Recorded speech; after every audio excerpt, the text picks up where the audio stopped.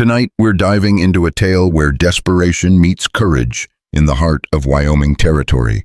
3 women on the run, 1 battle-scarred cowboy, and a storm that would change everything. But can love and loyalty survive when the most dangerous man in the territory comes calling with an army at his back? Stay with me until the very end of this story and drop a comment letting me know what city you're watching from. I love seeing how far these Wild West tales travel across our great nation. The thunder that rolled across the Wyoming Territory that October night in 1874 carried more than just rain. It carried 3 souls fleeing for their lives, and it would deliver them straight into the path of a man who'd already lost everything once.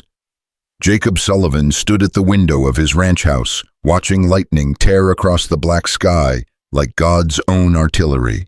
At 32, he carried himself with the rigid posture of a man who'd learned to sleep with one eye open, his steel-gray eyes constantly scanning horizons for threats that might never come.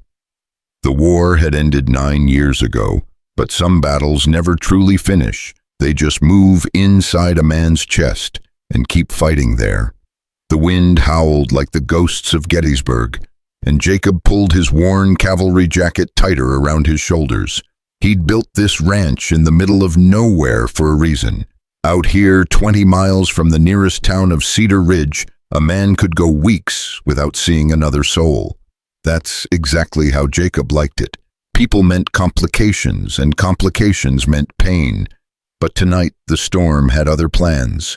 The crash that echoed from his barn cut through the thunder like a gunshot. Jacob's hand instinctively moved to the Colt .45 holstered at his hip, a reflex carved deep by 4 years of Confederate bullets and Union losses. He grabbed his rifle from above the fireplace mantel and stepped into the howling darkness. Rain hit him like icy needles, immediately soaking through his shirt. The barn door hung open, banging against its frame in the wind like a broken wing. Jacob approached carefully, his boots squelching in the mud, rifle raised. Rustlers had been working this territory lately, and a smart man never assumed the best about unexpected visitors. "Come out slow and keep your hands where I can see them," he called over the storm. What emerged from the shadows wasn't what he expected.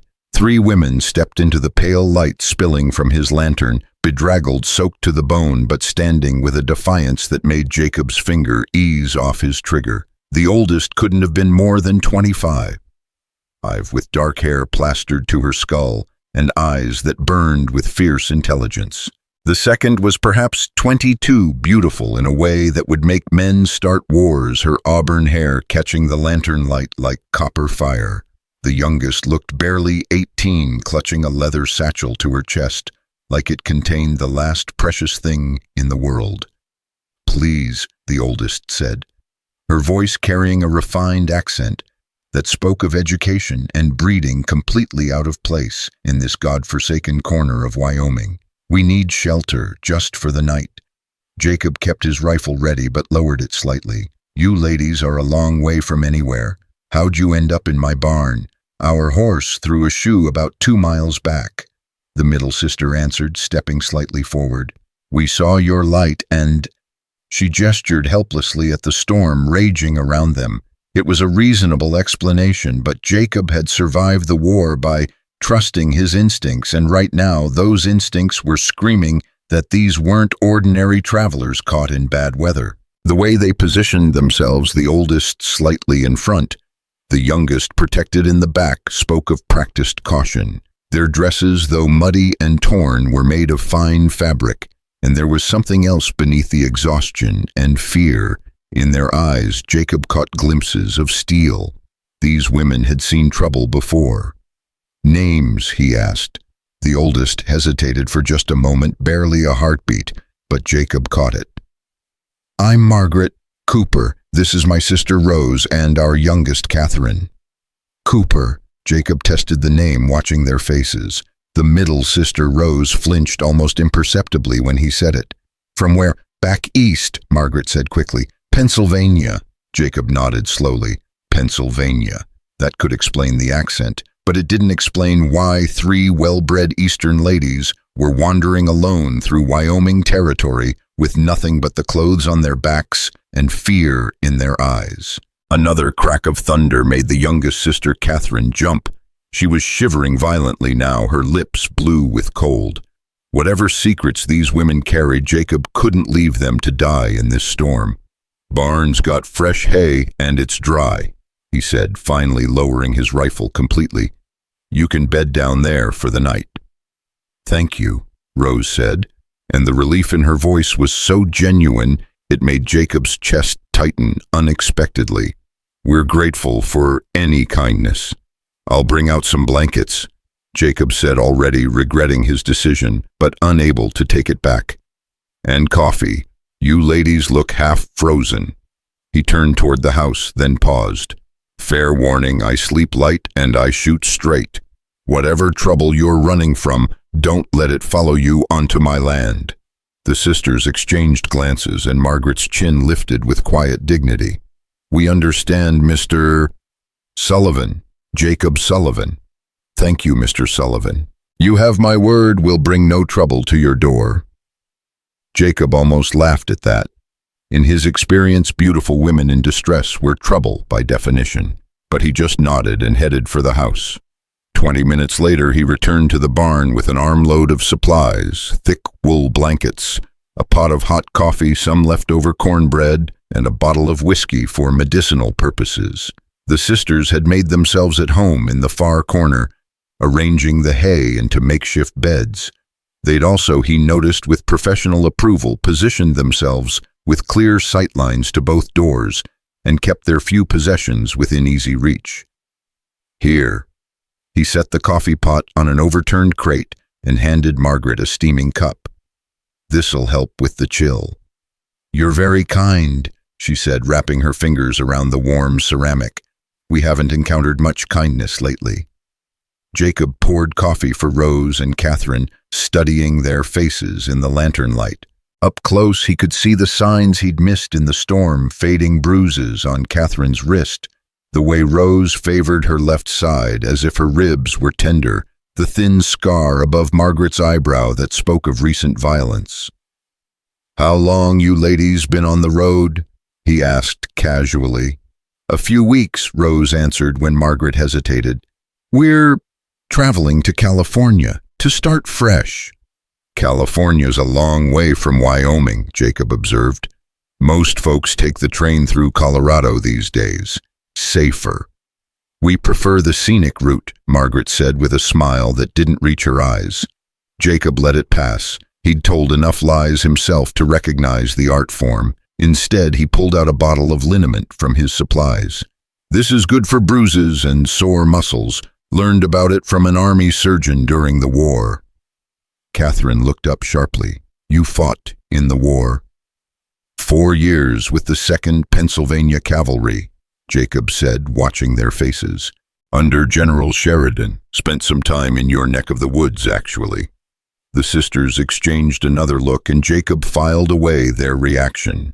Pennsylvania girls should have been curious about his service in their home state. Instead, they looked worried. "Which side?" Rose asked quietly. "Union," Jacob said, "though I reckon that matters less now than it used to." Some of the tension left Margaret's shoulders. "Our father fought for the Union, too, Pennsylvania 28th Infantry." Jacob knew the 28th. They'd been good soldiers, tough fighters. "Your father make it home?" "No," Catherine whispered. "Chancellorsville." The pain in her voice was real, and Jacob felt an unexpected kinship with these mysterious women, war orphans like himself. That explained some things, though not why they were running scared through Wyoming Territory 9 years later. "I'm sorry," he said simply. "Chancellorsville was a hard fight." They sat in companionable silence for a while, listening to the storm rage outside.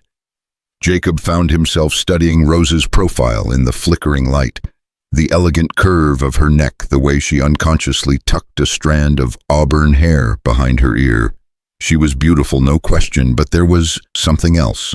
Strength, maybe, or determination.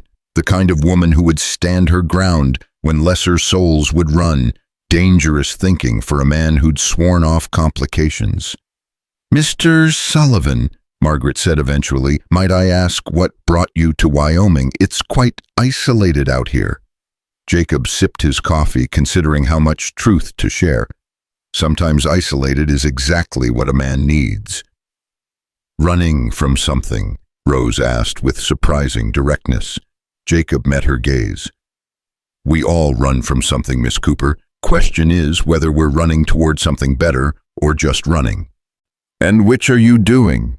Jacob was quiet for a long moment, thinking about the nightmares that still woke him most nights, about the faces of dead friends that haunted his dreams, about the way his hands sometimes shook when he heard thunder that sounded too much like cannon fire.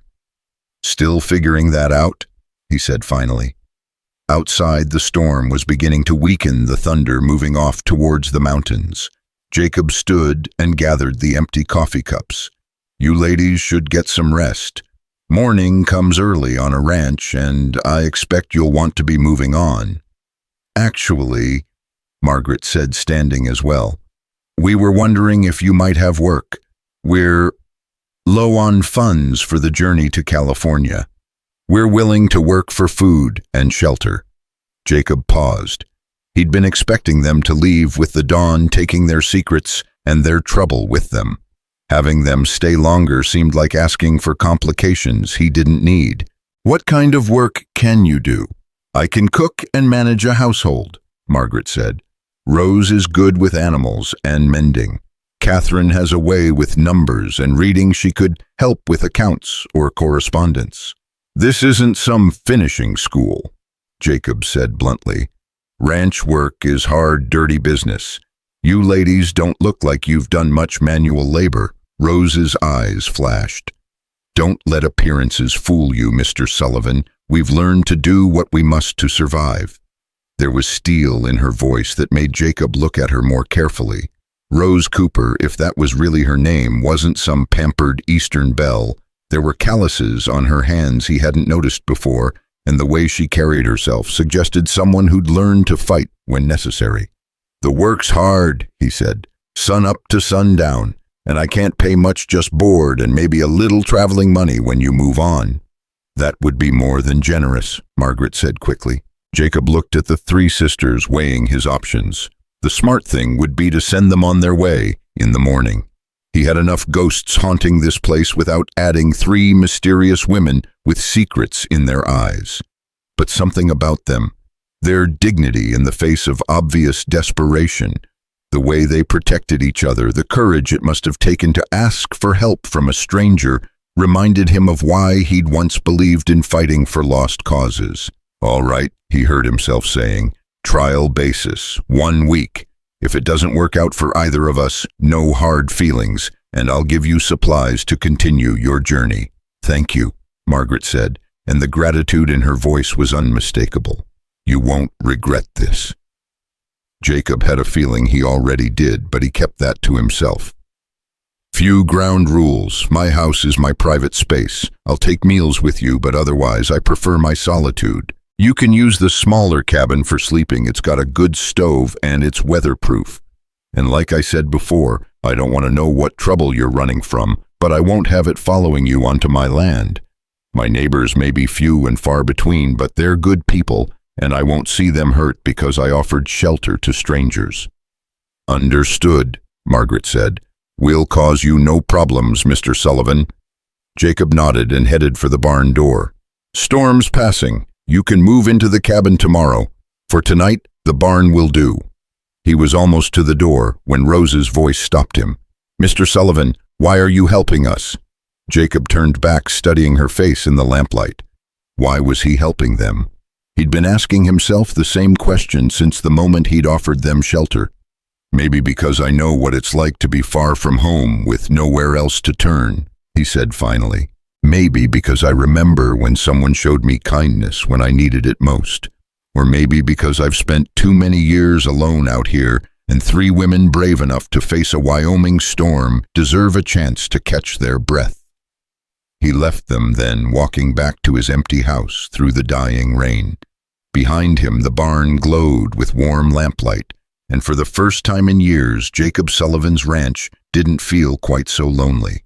But as he sat by his fireplace, cleaning his rifle and listening to the wind, Jacob couldn't shake the feeling that he'd just made a decision that would change everything. The Cooper sisters, if that's who they really were, had brought more than gratitude into his barn tonight. They'd brought secrets and danger and something else he couldn't quite name. In the barn, the three sisters huddled together under the wool blankets, speaking in whispers too low for Jacob to hear, even if he'd been listening. "He's suspicious," Margaret said quietly. "Of course he's suspicious," Rose replied. "We're three women traveling alone with an obviously false story, but he's letting us stay anyway." "He's kind," Catherine whispered, clutching her leather satchel closer. "Did you see how he looked at us? Not like the others." Margaret nodded grimly. They all knew what the others meant. The kind of men who saw three women alone and thought they could take whatever they wanted. The kind of men who worked for Harrison Morrison. "Still," Margaret said, "we can't stay long. A week at most, then we keep moving." "Where?" Rose asked, the exhaustion finally showing in her voice. "We've been running for 6 weeks, Margaret. We're almost out of money and winter's coming. Where exactly are we supposed to go?" Margaret didn't have an answer, and they all knew it. They'd fled Pennsylvania with nothing but the clothes on their backs, and the evidence Catherine had hidden in her satchel, evidence that could destroy Harrison Morrison if they could ever find someone brave enough to use it. But Morrison had money power and men who would kill without hesitation. So far, he'd always been one step behind them, tracking them across half the country, like a bloodhound following a scent. How long before he found them here in this isolated corner of Wyoming? "We'll figure it out," Margaret said, trying to sound more confident than she felt. "We always do."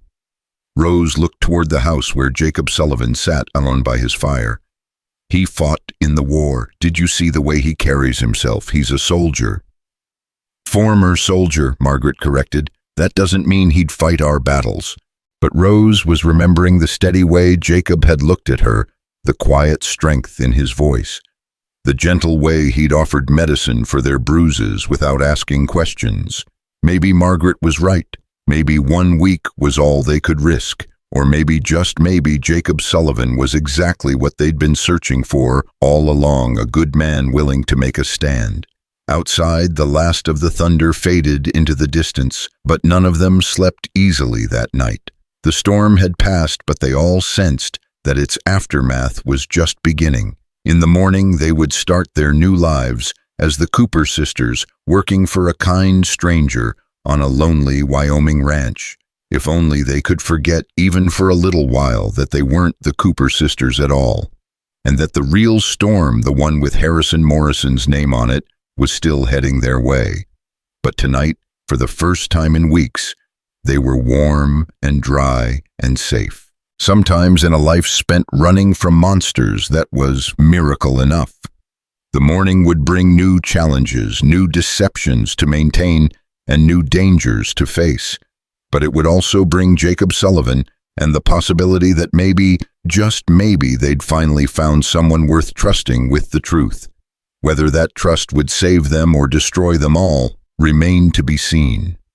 Dawn broke clear and cold over the Wyoming Territory, painting the sky in shades of gold and crimson that reminded Jacob of better times before war had taught him that beautiful mornings often preceded the bloodiest days.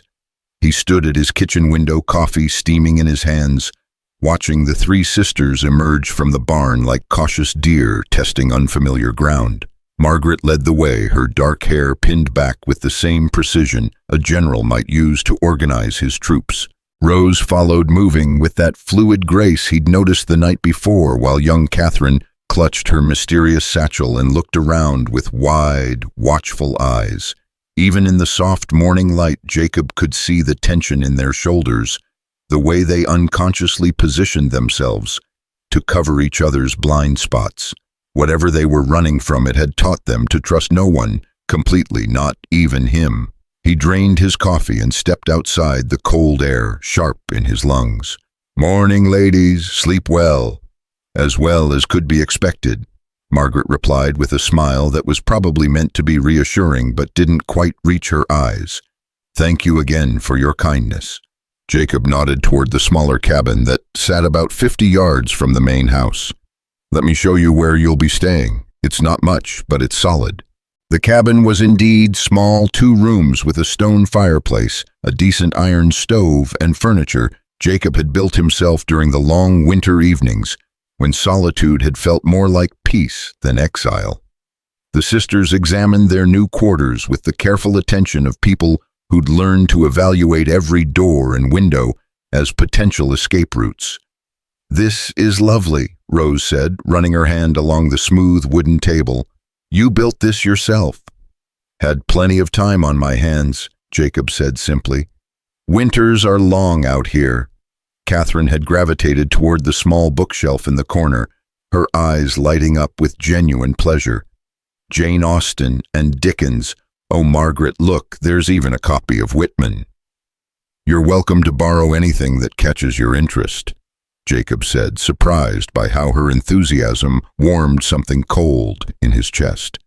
"Most of those books haven't been opened in years." "I love to read," Catherine said shyly. "Back ho." She caught herself glancing quickly at Margaret. "I mean, I've always loved books." Jacob filed away that slip along with all the others. Back home, she'd been about to say, but where was home really for the Cooper sisters?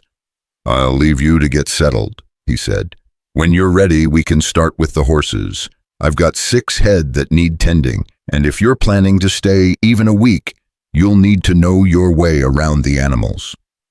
An hour later, Jacob stood in the corral watching Rose work magic with his most temperamental mare, a steel-gray Mustang named Belle, who'd thrown the last 3 men who'd tried to saddle her. Rose approached the skittish animal with patience and confidence, murmuring soft words that seemed to calm both horse and observer alike.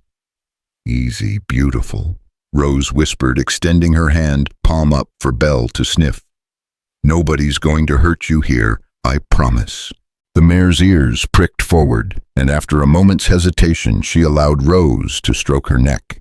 Jacob had seen plenty of horsemen in his time, but there was something different about Rose's touch, an intuitive understanding that couldn't be taught in any finishing school. "You've done this before," he observed. Rose glanced over at him, and for just a moment her guard dropped completely. "My father kept horses. Before the war, I used to help him in the stables every morning before my lessons." "Lessons in what?" The guard snapped back up so fast Jacob almost missed the transition. "Oh, the usual things. Music, French needlework, what every proper young lady should know." But Jacob had caught something else in her voice when she'd mentioned her father's stables, a deep, genuine love that couldn't be faked. Whatever lies the Cooper sisters were telling Rose's connection to horses was real. "Belle's got a mean streak," he warned as Rose began working the lead rope. "She threw a man last month, broke his arm in 2 places." Rose's laugh was like silver bells on a crisp morning. "Then that man didn't know how to listen. Horses tell you everything you need to know if you pay attention." She ran her hand along Belle's flank, checking for tender spots. "She's been hurt before. Someone used spurs on her, probably hit her, but she's not mean, she's scared." Jacob watched Rose continue her gentle assessment of the mare, seeing both woman and horse relax under the other's influence. There was something profound in that moment. 2 wounded creatures recognizing kindred spirits. How can you tell all that just from touching her? "Same way you can tell we're running from something just by looking at us," Rose said quietly, her attention still focused on Belle. "Pain leaves marks, Mr. Sullivan. Some are visible, some aren't, but they're always there." The honesty in her voice caught Jacob off guard. For a moment, the careful deceptions fell away, and he glimpsed the real Rose, not the polished Eastern lady or the desperate fugitive, but a woman who understood that survival sometimes meant learning to read the wounds in others. "Jacob," he said impulsively. "You can call me Jacob, all of you." Rose looked up then, and their eyes met across Belle's neck. Something passed between them, recognition maybe, or the tentative beginning of trust. "Rose," she said simply, "and thank you for everything." The moment was interrupted by Margaret's approach from the direction of the house. She moved with brisk efficiency, but Jacob noticed the way her gaze constantly swept the horizon, as if expecting riders to appear at any moment. "I've taken inventory of your pantry and supplies," she announced. "If you don't mind me saying so, you've been living like a bachelor too long. Your diet would horrify any decent cook." Jacob almost smiled. "I wasn't aware I was hiring a cook and a critic." "You're getting both, whether you like it or not," Margaret replied with spirit. "Catherine started on your accounts. Your record-keeping is nearly as bad as your eating habits, and I'll have a proper meal on your table by evening, assuming you have anything in that pantry besides hardtack and whiskey." "There's salt pork and beans," Jacob offered. Margaret's expression suggested this news was less than encouraging. "I'll work with what I have, but tomorrow we'll need supplies from town. Fresh vegetables, decent flour, maybe some chicken, if we can manage it." "Town's 20 miles, Jacob warned. "It's not exactly a pleasure trip." "I'm aware of the distance," Margaret said coolly, "but if we're to earn our keep properly, we'll need proper supplies." Jacob studied her face, noting the slight tension around her eyes. The Cooper sisters needed supplies, that much was obvious. But he suspected Margaret's insistence on going to Cedar Ridge had less to do with cooking and more to do with testing whether they'd been followed. "All right," he agreed. "We'll ride in tomorrow, but we go together and we don't linger. Cedar Ridge isn't exactly cosmopolitan, and 3 new women in town will draw attention." Something flickered across Margaret's face, fear maybe, or calculation. Of course, we wouldn't want to cause a stir. That afternoon, Jacob found Catherine sitting at his kitchen table, papers spread before her like a military campaign. She'd transformed his chaotic pile of receipts, bills, and scattered notes into neat columns of figures that actually made sense. "You've been losing money on feed grain," she said without looking up. "The supplier in Cedar Ridge is charging you nearly twice what you'd pay if you bought direct from the farming cooperative in Cheyenne." Jacob blinked. "How did you figure that out?" Catherine finally looked up, her young face serious with concentration. "Mathematics don't lie, and neither do patterns. You've been paying premium prices for convenience, but with winter coming, every dollar matters." She showed him a neat comparison chart. "If you could arrange transport, you'd save nearly 40%. "Transport's the problem," Jacob explained. "I can't spare the time for a week-long round trip to Cheyenne. What if you coordinated with other ranchers, share the cost of transport by, in bulk?" Catherine's enthusiasm was infectious. "I noticed several other operations within a day's ride. If even 3 or 4 ranchers worked together." Jacob stared at the young woman who was supposed to be a sheltered Eastern belle but was talking like a seasoned business manager. "Where did you learn to think like this?" Catherine's face went carefully blank. I've always been good with numbers." "This isn't just being good with numbers. This is understanding business supply chains, cooperative economics. That's not something most 18-year-old girls learn in finishing school."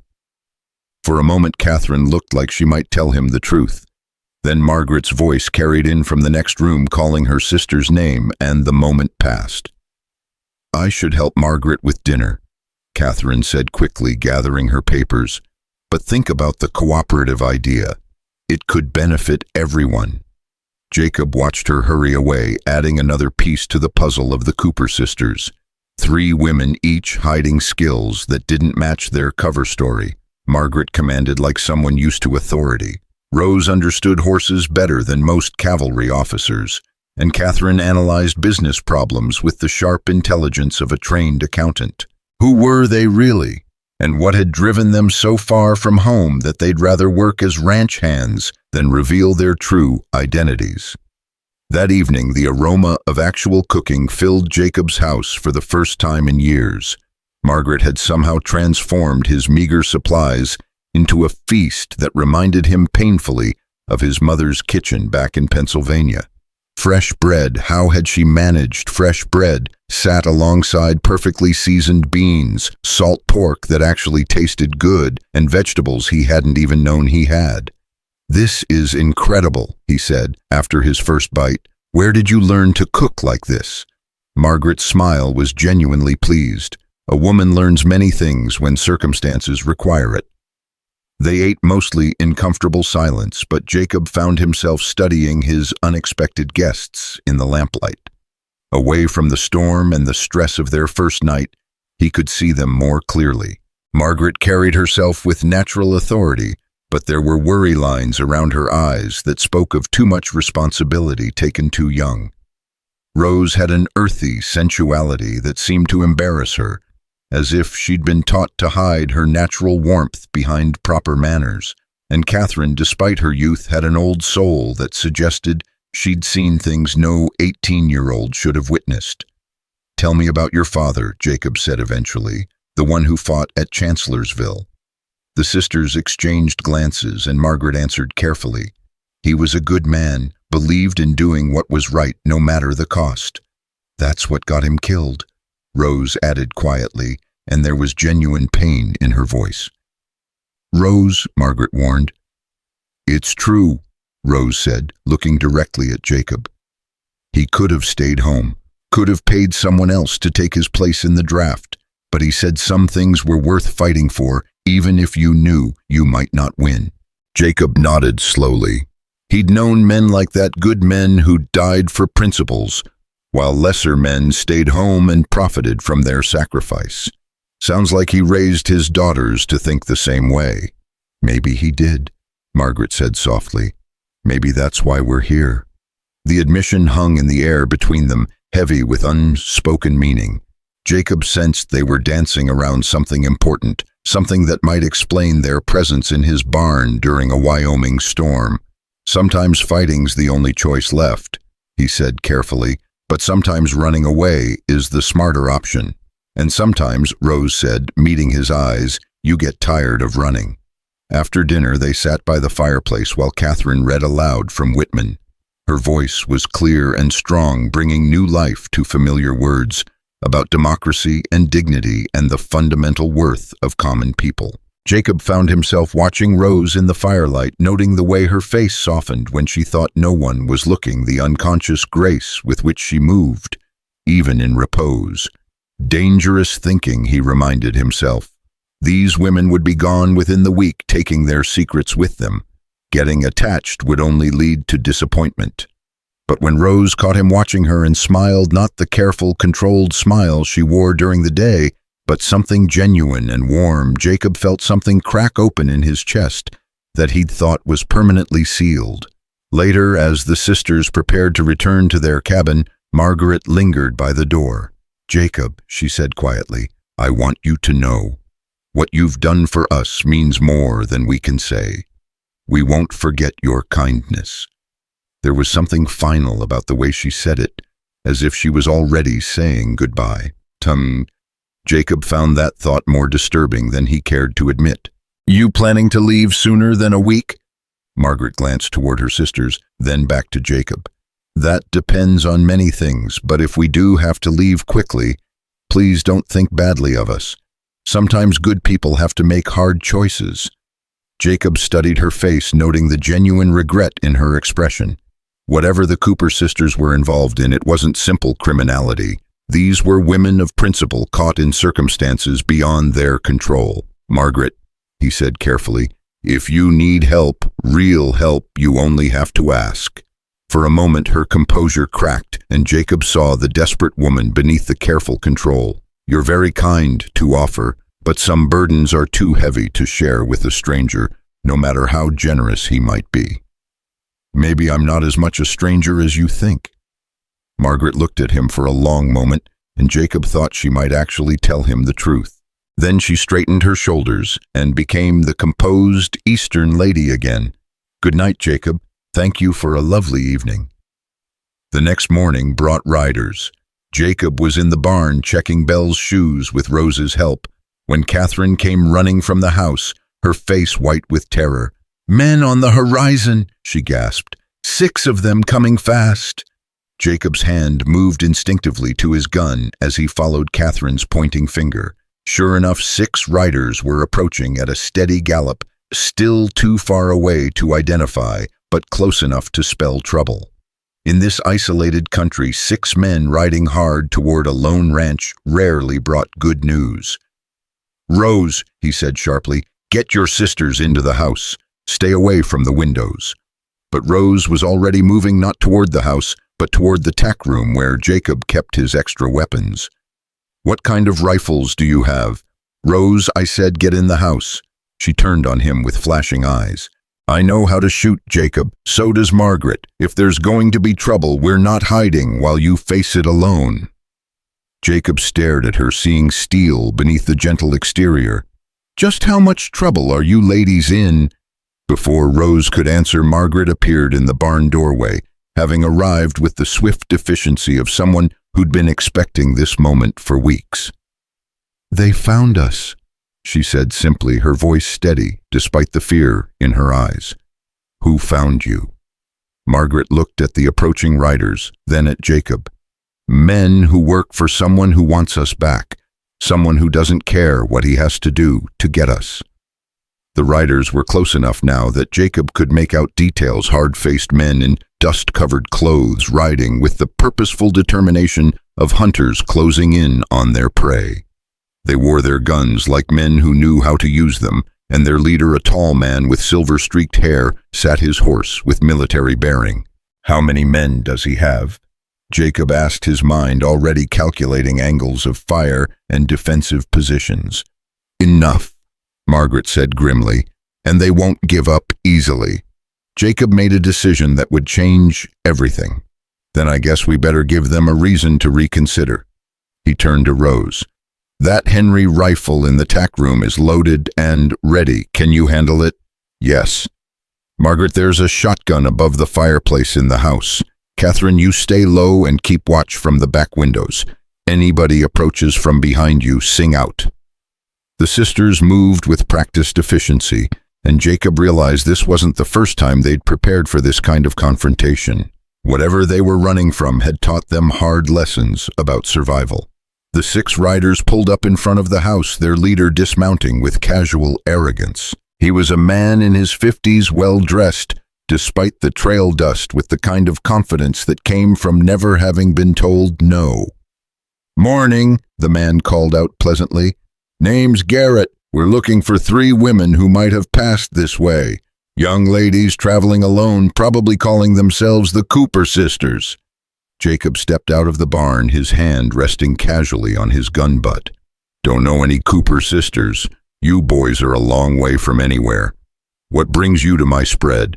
Garrett's smile was cold as winter steel. "Now, friend, let's not make this more difficult than it needs to be. We tracked them this far, and this is the only place within 50 miles where they could have found shelter. We just want to talk to them." "Talk to them about what?" "Family business. Their guardian is concerned about their welfare traveling alone like that. Dangerous country for 3 helpless women." Jacob almost laughed. Helpless was the last word he'd used to describe the sisters currently armed and positioned throughout his property. "Well, like I said, I haven't seen anyone matching that description. Maybe you should try the next ranch." "Which would be where exactly?" Garrett asked with the patience of a man who held all the cards. "About 40 miles southwest, the Henderson place." Garrett nodded slowly, but his eyes were already scanning Jacob's buildings, noting the fresh clothes hanging on the line behind the cabin, the obvious signs that more than one person was living on the property. "Mind if we take a look around, just to satisfy our curiosity?" "Actually, I do mind," Jacob said pleasantly. "This is private property, and I don't take kindly to armed strangers poking around without invitation." The tension in the yard ratcheted up several degrees. Garrett's men shifted in their saddles' hands, moving closer to their weapons. Jacob could feel Rose and Margaret watching from their positions, ready to fight if necessary. "Now, friend," Garrett said, his voice losing some of its false friendliness, "we can do this the easy way or the hard way. but we are going to search these buildings." "The hell you are," Jacob's voice carried the flat authority of a man who'd faced down Confederate cavalry and lived to tell about it. 3 of Garrett's men looked uncertain, recognizing the tone of someone who wouldn't back down easily. But Garrett himself just smiled. "You know, friend, I think maybe you haven't been entirely honest with us.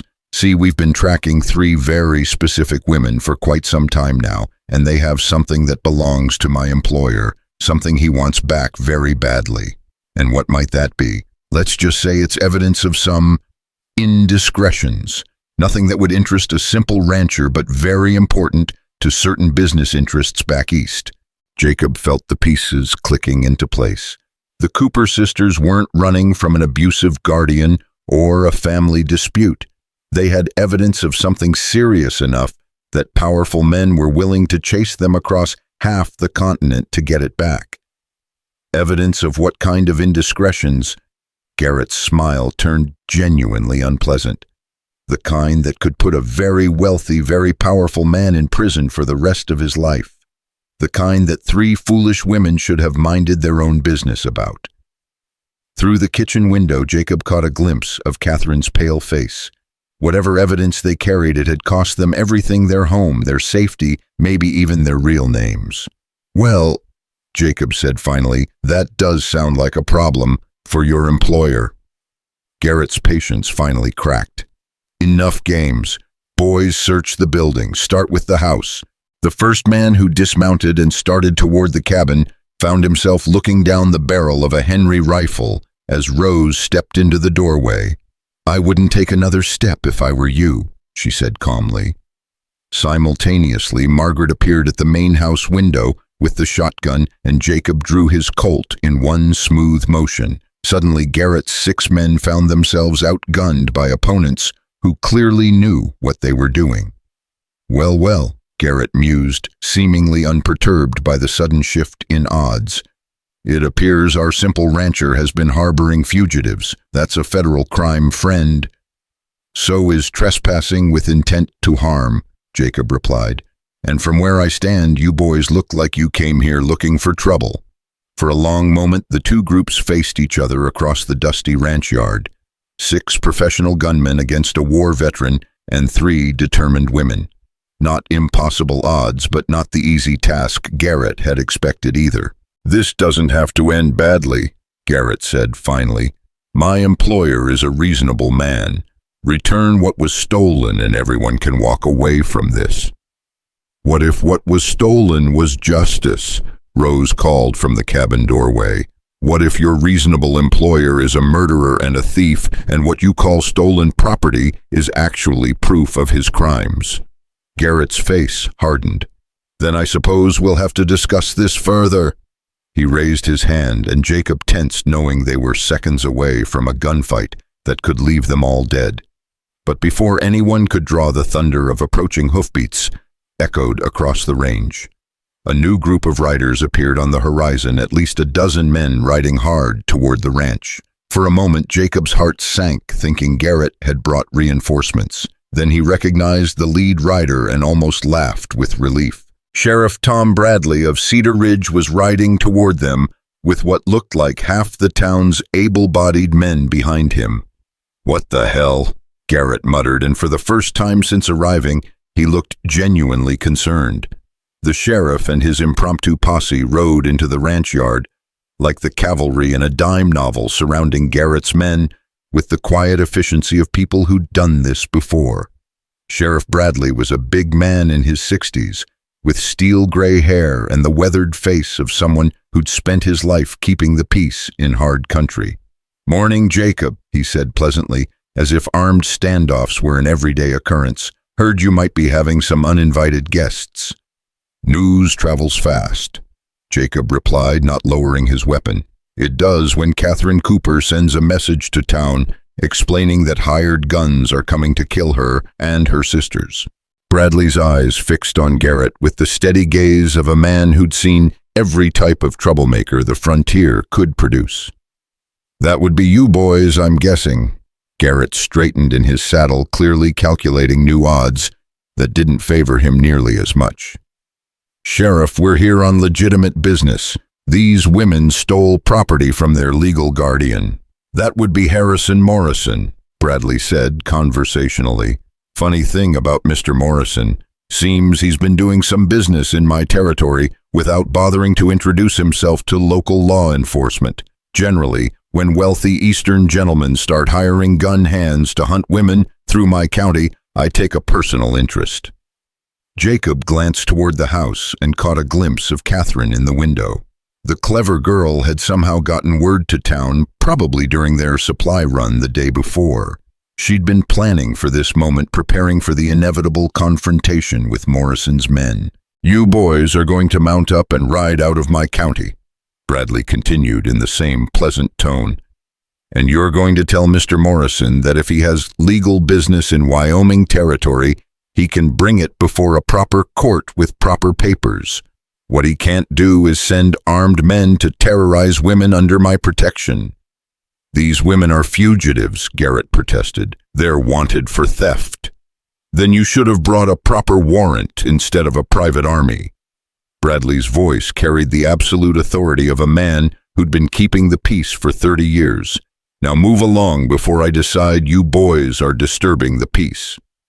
For a moment, it looked like Garrett might try to push the confrontation further. Then he caught sight of the determined faces surrounding him, ranch hands and shopkeepers and farmers who'd dropped everything to ride to the aid of neighbors in trouble, and seemed to realize that this wasn't a fight he could win.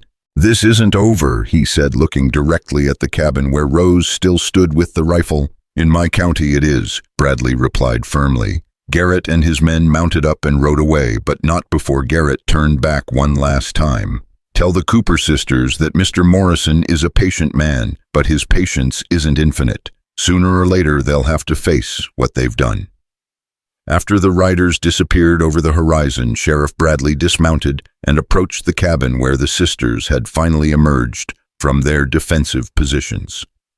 "Ladies," he said, touching his hat brim respectfully, "I believe we need to have a conversation." Sheriff Bradley's weathered face remained impassive as he studied the three women who stood before him in Jacob's ranch yard, but his eyes held the shrewd intelligence of a man who'd spent decades separating truth from deception. The impromptu posse that had ridden with him maintained a respectful distance, though Jacob noticed several men keeping watch on the horizon where Garrett and his gunmen had disappeared. Mrs. Henderson sent word yesterday that 3 Eastern ladies had asked some very specific questions about legal proceedings and evidence.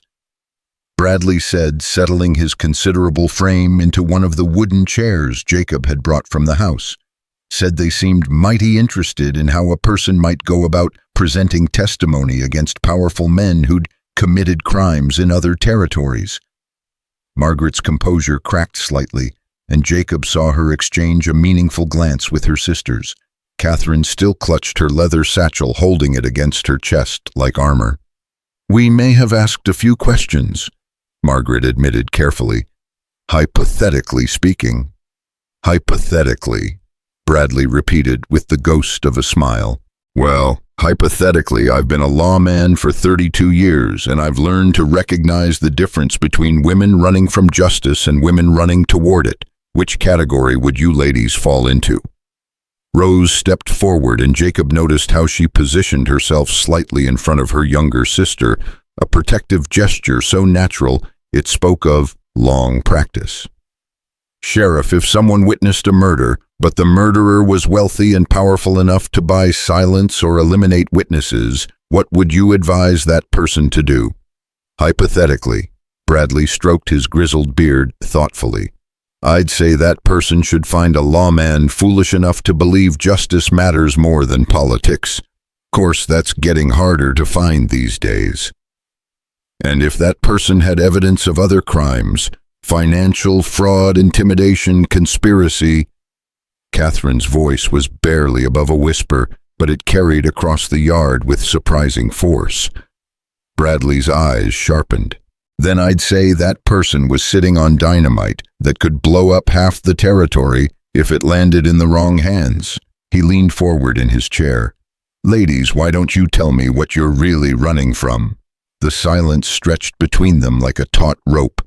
Jacob could see the internal struggle playing out across Margaret's face, the desire to finally tell the truth, warring with weeks of practiced caution. Finally, she seemed to reach a decision. "Our name isn't Cooper," she said quietly. "It's Morrison. Margaret Rose and Catherine Morrison. Harrison Morrison is our stepfather."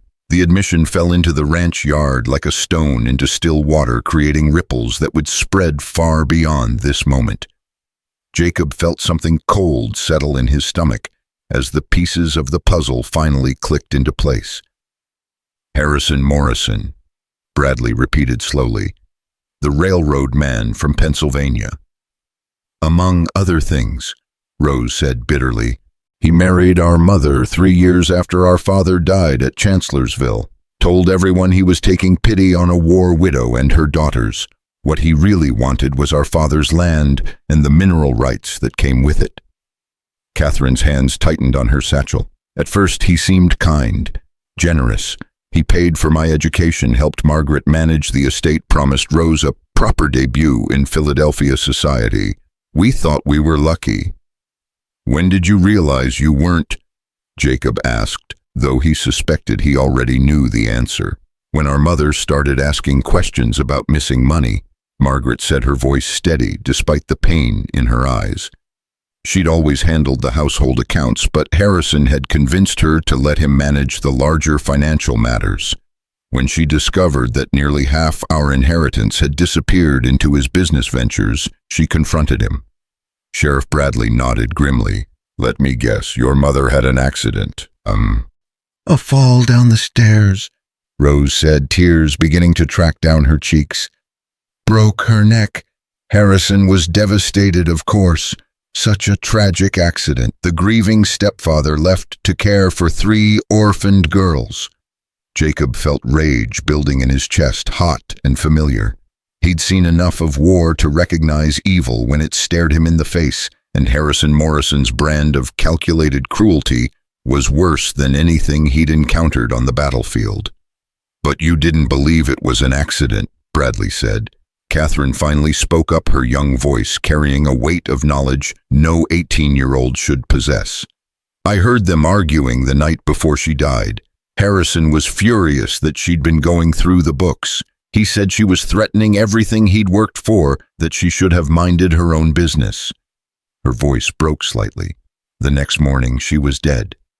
"And you have proof of this?" Bradley asked gently. Catherine's hands moved protectively over her satchel. "I kept records, everything I could find. Financial documents, correspondence, witness statements. Harrison thought I was just a bookish girl who spent too much time reading, but I was documenting his crimes." "Smart girl," Jacob murmured, and Catherine gave him a tremulous smile. "Unfortunately, Harrison eventually realized what I was doing," Margaret continued. "He found some of the papers I'd hidden, and that's when we knew we had to run. He'd already killed our mother to protect his secrets. 3 more deaths wouldn't trouble his conscience."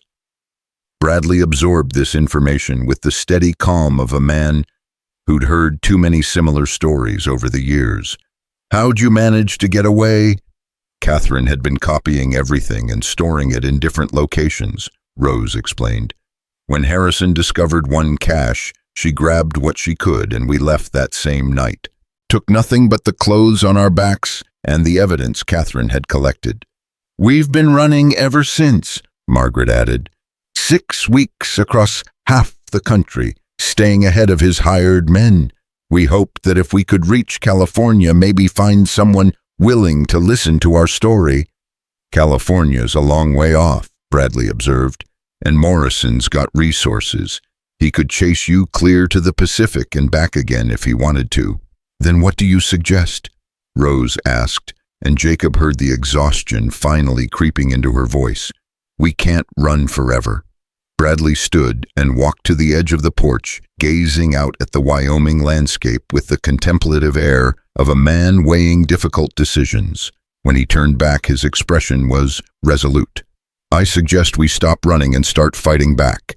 The words hung in the air like a challenge to fate itself. Jacob felt his pulse quicken as he realized what the sheriff was proposing. You're talking about taking on one of the most powerful men in Pennsylvania, Margaret said carefully. A man with enough money to buy judges and senators. What makes you think a county sheriff in Wyoming Territory could succeed where everyone else has failed? Bradley's smile was wolfish. Because I'm not in Pennsylvania and Harrison Morrison's money doesn't spend as well out here as it does back east. Plus, I've got something he doesn't. What's that? The truth. And 3 brave women willing to testify to it. He looked directly at Catherine. That evidence you've been carrying, is it enough to convict him? Catherine's eyes brightened with sudden hope. If we can get it before an honest judge, yes. I have bank records showing how he diverted funds from our mother's accounts into his own ventures. Correspondence proving he knew about unsafe working conditions in his factories but ignored them to save money. And she hesitated, glancing at her sisters. And, Bradley prompted gently, a letter our mother wrote the night before she died. She was planning to leave Harrison, take us girls, and return to our father's family in Boston. She knew she was in danger. Jacob sucked in a sharp breath. He killed her to prevent her from leaving. And to keep control of the inheritance, Margaret added bitterly. As our legal guardian, he maintained access to our father's estate until we came of age or married. With our mother dead, he had complete control. Bradley nodded thoughtfully. That gives us motive, means, and opportunity, plus financial fraud and criminal negligence, more than enough for a murder conviction if we can get it before the right court. But how? Rose asked. His influence reaches into federal courts, territorial governments. Where could we possibly find justice? The sheriff's grin widened. Ladies, you're forgetting something important. You're not in Pennsylvania anymore. You're in Wyoming Territory, where we do things a little differently. He pulled a folded document from his coat pocket and handed it to Margaret. Territorial Governor Campbell is an old friend of mine. Served together in the war, fought side by side at Shiloh. More importantly, he's got no love for Eastern financiers who think they can buy Western justice. Margaret scanned the document, her eyes widening. This is a request for territorial jurisdiction over crimes committed by citizens against Wyoming residents. As of yesterday, when you ladies established residency by accepting employment, with Mr. Sullivan here, you became Wyoming citizens under territorial law, Bradley explained.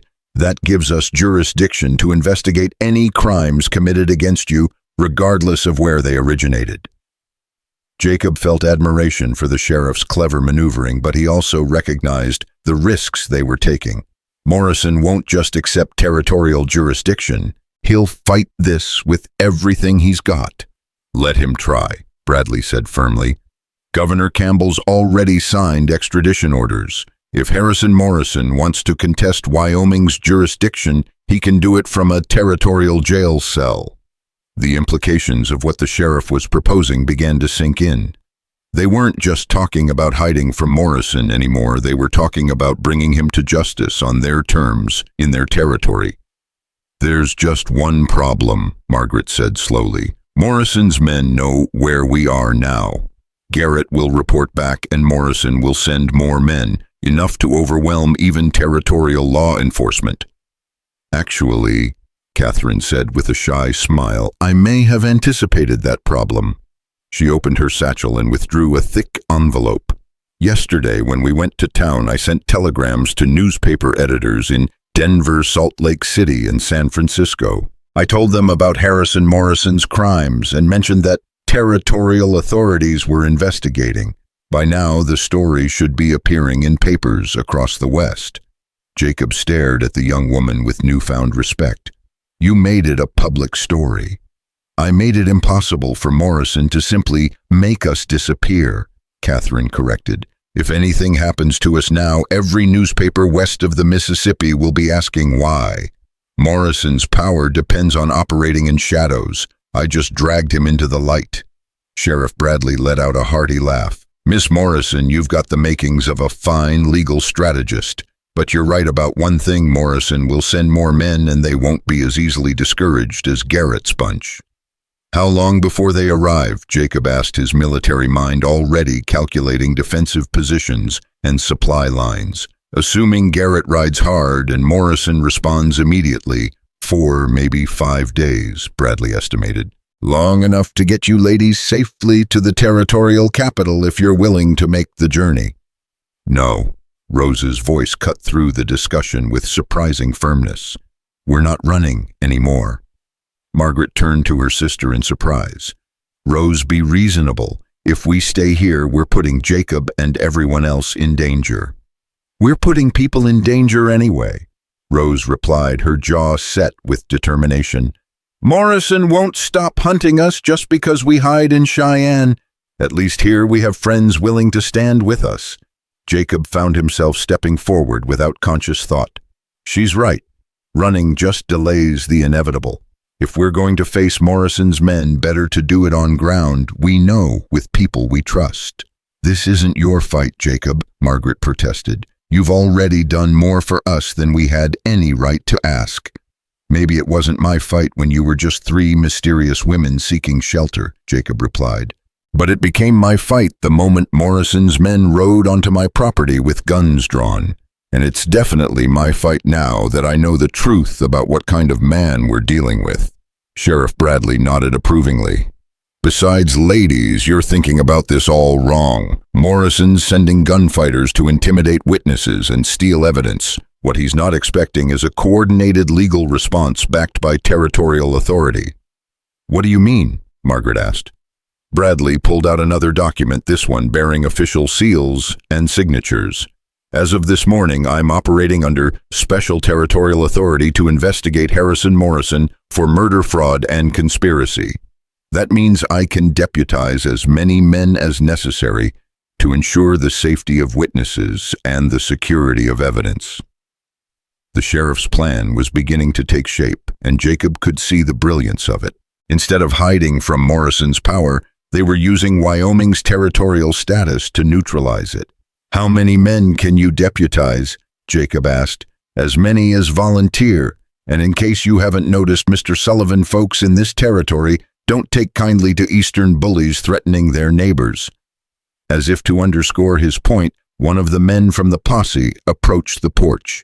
Jacob recognized him as Tom Henderson, a solid rancher whose spread lay 15 miles to the east.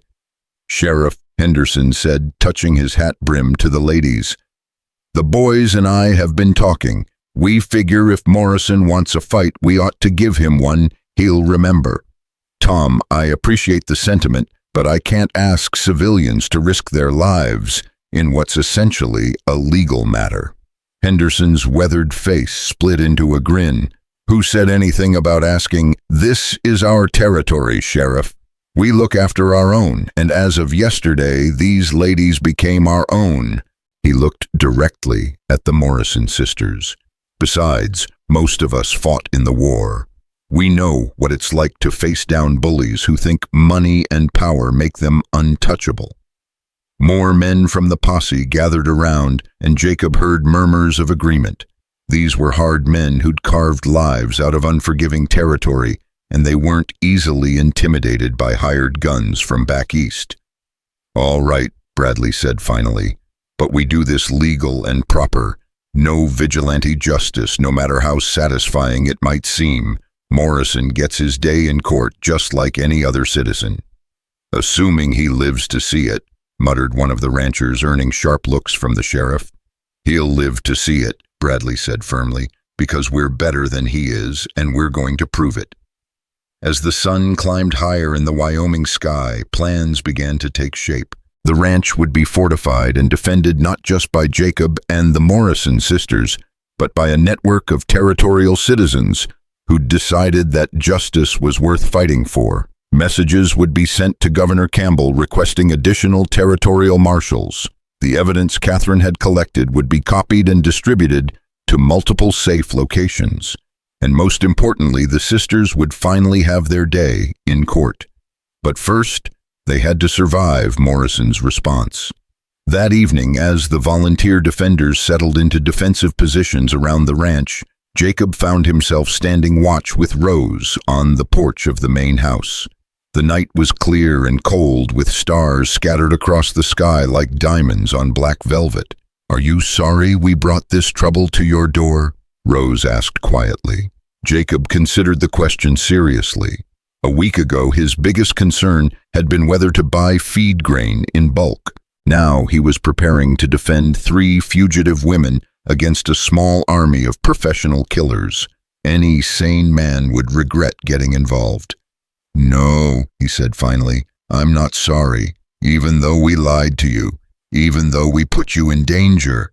Jacob turned to look at her in the moonlight, noting the way her auburn hair caught the silver light, the determined set of her jaw, the vulnerability she tried so hard to hide. "Rose, I've spent 9 years on this ranch trying to forget that there are things in this world worth fighting for, worth risking everything to protect. You and your sisters reminded me of something I thought I'd lost at Gettysburg." "What's that?" "That sometimes the most important battles aren't the ones you choose to fight. They're the ones that choose you." Rose was quiet for a long moment, and when she spoke, her voice was soft with emotion. "Jacob, when this is over, if we survive what's coming, would you consider letting us stay, not just as hired help, but as," she struggled for the right words, "as family?" The question hit Jacob harder than he'd expected. Family. Such a simple word, but it carried the weight of everything he'd lost and everything he'd been afraid to hope for again. "Rose," he began, then stopped as a movement on the horizon caught his eye. "We've got riders coming." The peaceful moment shattered as Jacob grabbed his rifle and called out the alarm, but as the riders approached, he recognized Sheriff Bradley's distinctive silhouette in the lead. "Easy, Jacob," Bradley called out as he rode into the yard. "It's just me and some friends from town." Behind the sheriff rode a dozen more men, storekeepers and farmers and craftsmen who'd closed their businesses to join the growing alliance of citizens determined to see justice done. "Any word from Morrison?" Jacob asked as Bradley dismounted. "Oh, there's word all right," the sheriff replied grimly. "Telegraph came in an hour ago. Morrison's on his way west with 50 hired guns and a railroad car full of ammunition. He's calling it a recovery operation to retrieve stolen property and fugitive dependents."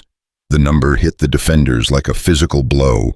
50 professional gunmen against maybe 30 volunteers, many of whom were storekeepers and farmers with limited combat experience. 50, Rose breathed. "My God, what have we done?" "You've forced a coward to show his true colors," Jacob said firmly. "Morrison's so desperate to silence you that he's bringing an army to Wyoming Territory. That tells me you've got him scared." "Scared men with armies are dangerous," Margaret pointed out. "So are free people defending their own," countered Tom Henderson. "Morrison may have 50 guns, but we've got something better." "What's that?" Catherine asked. Henderson gestured to the men gathering in Jacob's ranch yard, ranchers and shopkeepers, cowboys and craftsmen, united by a common cause that transcended their individual differences. "We've got home field advantage, and we've got something worth fighting for that goes beyond money or power." His voice carried the quiet conviction of a man who'd found his cause. "We've got each other." As the night deepened and more volunteers arrived from surrounding ranches and towns, Jacob began to understand that this confrontation had become about more than just the Morrison sisters' quest for justice. It had become a defining moment for the territory itself, a chance to prove that Western justice could triumph over Eastern corruption, that ordinary citizens could stand up to wealth and power when they stood together. The battle lines were drawn, and Harrison Morrison was bringing his war to Wyoming Territory. But he was about to discover that he'd made a critical miscalculation. He'd assumed he was facing 3 frightened women and a handful of cowboys. Instead, he was about to face an entire community that had decided some things were worth fighting for, no matter the cost. The siege of Jacob Sullivan's ranch was about to begin, and with it a confrontation that would determine not just the fate of the Morrison sisters, but the very soul of the Wyoming Territory. The telegraph message arrived at dawn on the third day, carried by a young rider whose horse was lathered with sweat from the hard journey from Cedar Ridge. Jacob took the yellow paper with hands that remained steady despite the weight of what he knew it would contain. Morrison's train arrived in Cheyenne yesterday evening, he read aloud to the assembled defenders. 53 armed men confirmed. Their outfitting for a siege, extra ammunition provisions, for a week medical supplies. Expected arrival at the ranch sometime today. A murmur ran through the 37 men and women who'd gathered to make their stand at Jacob's property. Some faces showed fear, others grim determination, but none showed any inclination to abandon their cause, now that the true scope of Morrison's response had become clear. Sheriff Bradley studied the message over Jacob's shoulder, his weathered features thoughtful. Medical supplies suggest they're expecting casualties. Morrison's not planning a quick intimidation, he's preparing for a real fight. Then we'll give him one, said Tom Henderson, checking the action on his Winchester for perhaps the 10th time that morning. Question is, what's our strategy when they arrive? Margaret Morrison stood near the porch steps, her dark hair pulled back severely and her face composed despite the circumstances that had brought them to this moment. Sheriff, I need to ask you something, and I need an honest answer. Bradley nodded for her to continue. If my sisters and I surrender ourselves to Morrison now, will that end? This will. These good people be able to go home to their families instead of dying for our cause? The question hung heavy in the morning air. Jacob felt his chest tighten at the thought of Margaret sacrificing herself and her sisters to spare the rest of them, but he also understood the terrible weight of responsibility she must be carrying. Miss Morrison, Bradley said gently, with respect, you're asking the wrong question. This stopped being just about you and your sisters the moment Morrison decided to bring an army into my territory. This is about whether wealthy Eastern interests can intimidate Western communities into submission. This is about whether justice means anything when it conflicts with power. Rose Morrison emerged from the house where she'd been helping prepare medical supplies, her auburn hair catching the early sunlight. Margaret, we've run far enough. We've hidden long enough. If we surrender now, Morrison wins and our mother's death means nothing. And he'll keep winning, added Catherine, looking up from the defensive position she'd been sketching in a notebook with the precision of a military engineer. Men like Harrison Morrison don't stop at victory. They see it as permission to do worse. Jacob moved closer to Margaret, recognizing the anguish in her eyes. As the eldest, she'd carried the burden of protecting her sisters. For months, making impossible decisions with inadequate information and dwindling resources. The temptation to end their suffering by surrendering must be overwhelming. Margaret, he said quietly, I've seen what happens when good people try to appease evil men, thinking they can minimize the damage. It never works. Evil doesn't accept compromise. It sees kindness as weakness to be exploited. But these people, Margaret gestured to the volunteers preparing defensive positions around the ranch. They have families, lives, futures that don't depend on our fight for justice. What right do we have to ask them to risk everything? Before Jacob could respond, Tom Henderson's voice cut across the yard. Begging your pardon, Miss Morrison, but nobody asked us to do anything. We chose to be here because some things are worth fighting for and some lines can't be crossed without consequence. A chorus of agreement rose from the other defenders, and Jacob saw Margaret's composure finally crack as tears began to track down her cheeks. Rose moved to her sister's side, offering wordless support, while Catherine abandoned her notebook to join them in a three-way embrace that spoke of shared suffering and unshakable loyalty. All right then, Margaret said when she'd regained her composure. If we're going to make our stand here, let's make it count. Catherine, what do your calculations tell us about our defensive prospects? Catherine wiped her eyes and returned to her notebook with the focused intensity Jacob had come to associate with her analytical mind.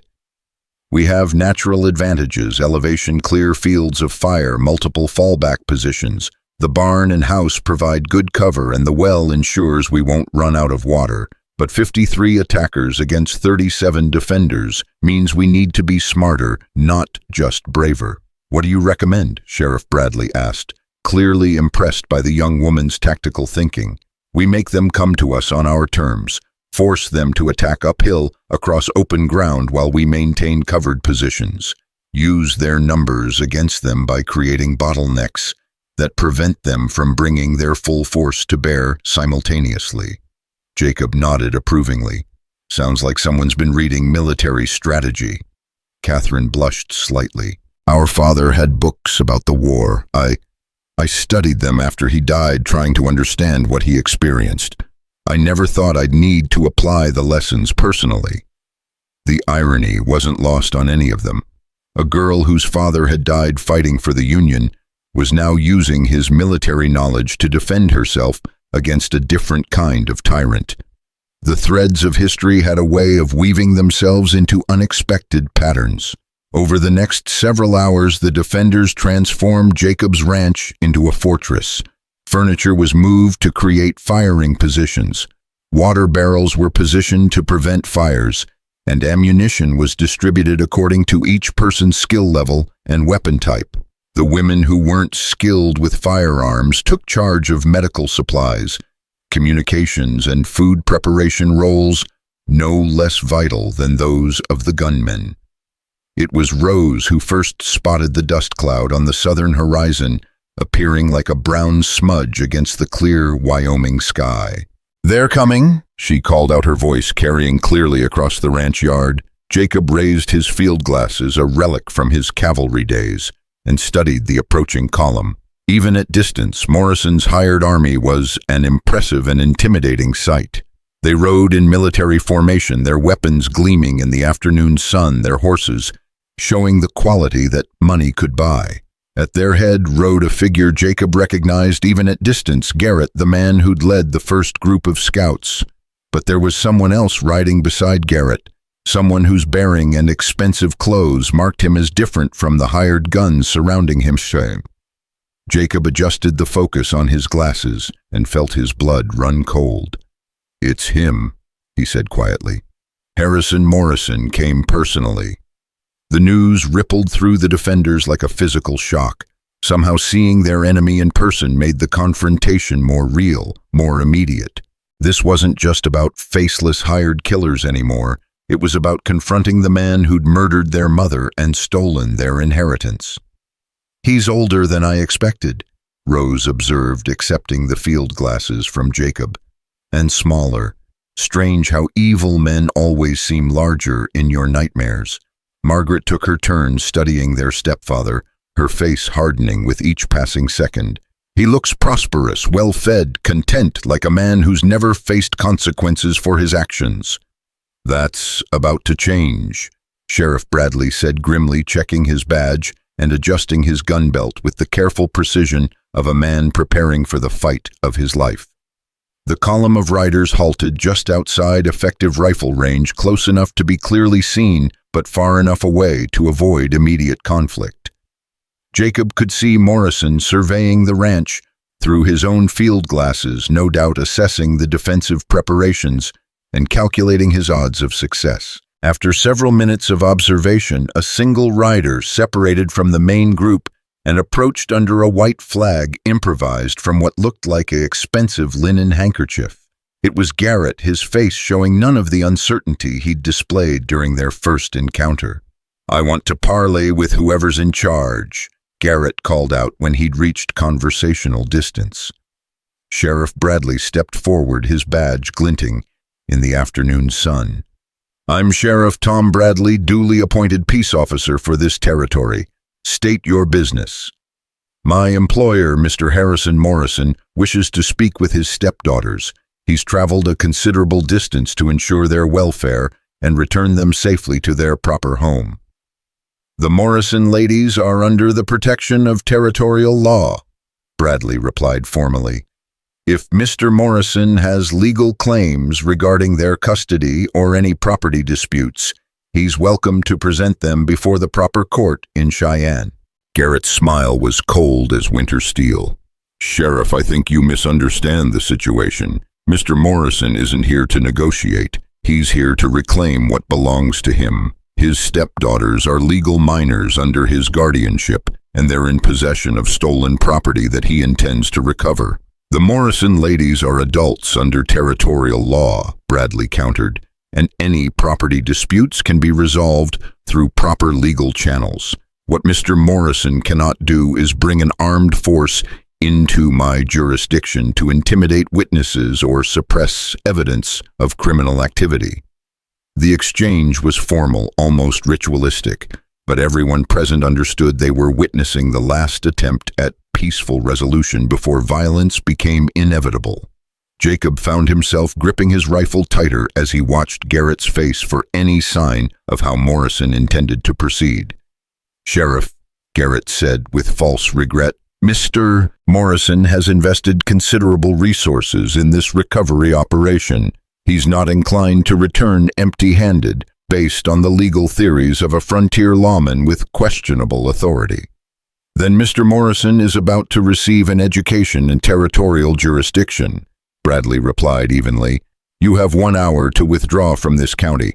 After that, you'll be considered armed trespassers in violation of territorial law, and I'll respond accordingly." Garrett's mask of civility finally slipped, revealing the hard killer underneath. "Sheriff, you're outnumbered almost 2-to-1 by professional soldiers. Many of your people are shopkeepers and farmers. This doesn't have to end in a massacre, but Mr. Morrison will not be denied. Neither will justice," Margaret Morrison called out, stepping into view, despite Jacob's gesture for her to remain under cover. "Tell our stepfather that we're not the frightened children who fled Pennsylvania 6 weeks ago. We've learned what it means to have people willing to stand with us." Garrett studied Margaret with the calculating gaze of a predator sizing up prey. "Miss Margaret, your stepfather is prepared to be generous. Return what you stole, accept his guardianship until you reach your majority, and he'll forget this unfortunate episode. Continue this resistance and he'll be forced to take more direct action." "What we stole was evidence of his crimes," Rose said, moving to stand beside her sister. "Evidence that proves he murdered our mother and defrauded our inheritance. Evidence that will see him hanged if there's any justice left in this world." "Bold words from women hiding behind other men's guns," Garrett sneered. "We're not hiding behind anyone," Catherine said, emerging from the house with her leather satchel clutched in her hands. "We're standing with people who believe justice matters more than money or power, people who understand that some things are worth fighting for." The sight of all 3 Morrison sisters standing openly in defiance of their stepfather's army sent a visible shock through Garrett. He'd clearly expected to find broken, desperate women ready to surrender rather than confident young ladies backed by an entire community. "Ladies," he said with growing anger, "you're making a mistake that will cost lives. Mr. Morrison has the resources to sustain a siege indefinitely. How long do you think these volunteers will remain loyal when the shooting starts and people begin dying?" Jacob stepped forward, positioning himself protectively near the sisters while keeping his rifle ready for immediate use. "Why don't you ride back and ask Mr. Morrison that question, because from where I stand, it looks like he's the one who needs to worry about loyalty. How many of those hired guns will stick around when they realize they're not facing helpless women, but armed citizens defending their community?" Garrett's face flushed with rage at the implication that Morrison's men might lack courage, but before he could respond, a commotion erupted from the direction of Morrison's column. Shouts and the sound of horses moving at speed indicated something had gone wrong with the careful military formation. Through his field glasses, Jacob could see riders approaching Morrison's position from the east. Another dust cloud, this one flying the territorial flag of Wyoming. Even at distance, he could make out the distinctive uniforms of territorial marshals and what looked like regular army cavalry. "Well, I'll be damned," Sheriff Bradley muttered, raising his own glasses. "That's Colonel Williams from Fort Laramie, and he's got at least a full company with him." The arrival of federal troops changed everything. Morrison's hired army might be willing to intimidate local law enforcement, but engaging United States cavalry was an entirely different proposition that could result in charges of sedition or even treason. Garrett had seen the approaching soldiers too, and his confidence visibly wavered as he realized his employer's careful plan was unraveling. "This isn't over," he said, wheeling his horse around and spurring back toward Morrison's column. "No," Jacob called after him, "it's not, but it's about to be." What followed was a tense standoff as federal troops surrounded Morrison's hired army while maintaining careful neutrality. Colonel Williams, a career officer with the weathered face of a man who'd spent his life on the frontier, rode forward under his own flag of truce to address both sides. "Gentlemen, ladies," Williams said with the crisp authority of military command, "I'm Colonel James Williams, commanding officer of the 3rd Cavalry Regiment. I've received orders from Territorial Governor Campbell to investigate reports of armed civilians threatening territorial residents. I'm here to ensure that all parties respect federal and territorial law." Morrison himself finally rode forward, his expensive Eastern clothes and soft physique looking distinctly out of place among the rough frontier soldiers surrounding him. Jacob studied the man who'd caused so much suffering and was struck by how ordinary he appeared, middle-aged, slightly overweight, with the pale complexion of someone who spent most of his time indoors managing financial affairs. "Colonel," Morrison said, in a cultured voice that carried traces of a Pennsylvania accent, "there's been a misunderstanding. I'm Harrison Morrison, a legal guardian, seeking to recover my ward daughters who've been kidnapped and held against their will." Colonel Williams consulted a document he pulled from his coat. "Mr. Morrison, according to territorial records, the Morrison ladies established legal residency in Wyoming Territory and have presented evidence of criminal activity to proper authorities. They're not being held against their will. They're under the protection of territorial law while serious allegations are investigated." "What allegations?" Morrison demanded, though his face had gone noticeably pale. Sheriff Bradley stepped forward, pulling out his own official documents. "Murder, fraud, conspiracy, and intimidation of witnesses for starters. The territorial government has opened formal proceedings, and these ladies will have their day in court." Morrison's mask of civilized authority began to slip, revealing something harder and more desperate underneath. "This is ridiculous. These women are disturbed, traumatized by their mother's tragic accident. They're not competent to make legal decisions or present reliable testimony."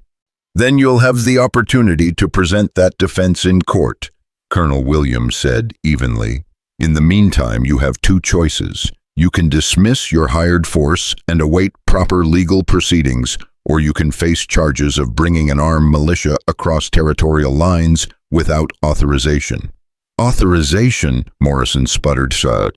"I'm a United States citizen with legal rights to recover my property and dependents. Your rights don't include threatening territorial residents with private armies," Williams replied sharply. "This isn't the financial districts of Philadelphia, Mr. Morrison. Out here, we settle disputes according to law, not according to who has the most money or guns." The confrontation had reached its crucial moment.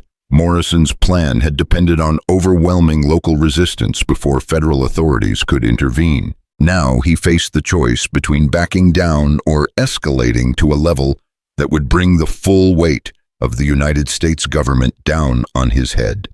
Catherine Morrison chose that moment to step forward with her leather satchel, her young face set with determination that reminded Jacob painfully of soldiers he'd known who'd faced impossible odds with similar courage. "Mr. Morrison," she said, her voice carrying clearly across the space between the two groups, "would you like to know what evidence I've collected? Would you like me to read aloud from Mother's final letter, the one where she describes your threats the night before she died?" Morrison's face went from pale to ashen as he realized the full scope of what Catherine had preserved. "You little fool," he said, his carefully maintained composure finally cracking completely. You have no idea what you're playing with. The people I work with, the interests I represent, they don't accept failure kindly. Are you threatening these young ladies in front of federal officers? Colonel Williams asked, with dangerous quiet. Morrison seemed to realize he'd revealed too much. I'm simply explaining the reality of their situation. Without my protection, they're vulnerable to forces beyond their understanding. Sounds like a confession to me, Sheriff Bradley observed. Colonel, I believe we have grounds for immediate arrest on charges of terroristic threats. But Morrison had one more card to play. With a gesture to Garrett, he called out in a voice that carried across the entire assembled crowd. These proceedings are a sham designed to cover up the theft of proprietary business documents belonging to Morrison Financial Enterprises. Those documents contain confidential information that could damage legitimate business interests and affect thousands of jobs in Pennsylvania. It was a clever attempt to reframe the situation, portraying himself as the victim of industrial espionage rather than a murderer fleeing justice. Jacob had to admire the man's skill at manipulation, even while despising the purposes to which he put that skill. Catherine Morrison's response cut through Morrison's rhetoric like a cavalry saber through silk. The documents I preserved show systematic fraud, the unsafe working conditions that resulted in worker deaths and financial manipulations that stole money from widows and orphans. If exposing those crimes damages your business interests, then perhaps you should have chosen a different business model. The young woman's courage in facing down her stepfather impressed even the hardened cavalry troopers surrounding them. Jacob saw several soldiers nodding approvingly as Catherine continued her devastating recitation. I have records of at least 12 worker deaths that resulted from your decision to ignore safety recommendations to save money. I have correspondence showing you deliberately deceived investors about the financial stability of your enterprises. And I have our mother's sworn statement written the night before her death detailing your threats against her life. Each accusation hit Morrison like a physical blow, and Jacob could see the man's carefully constructed public persona crumbling in real time.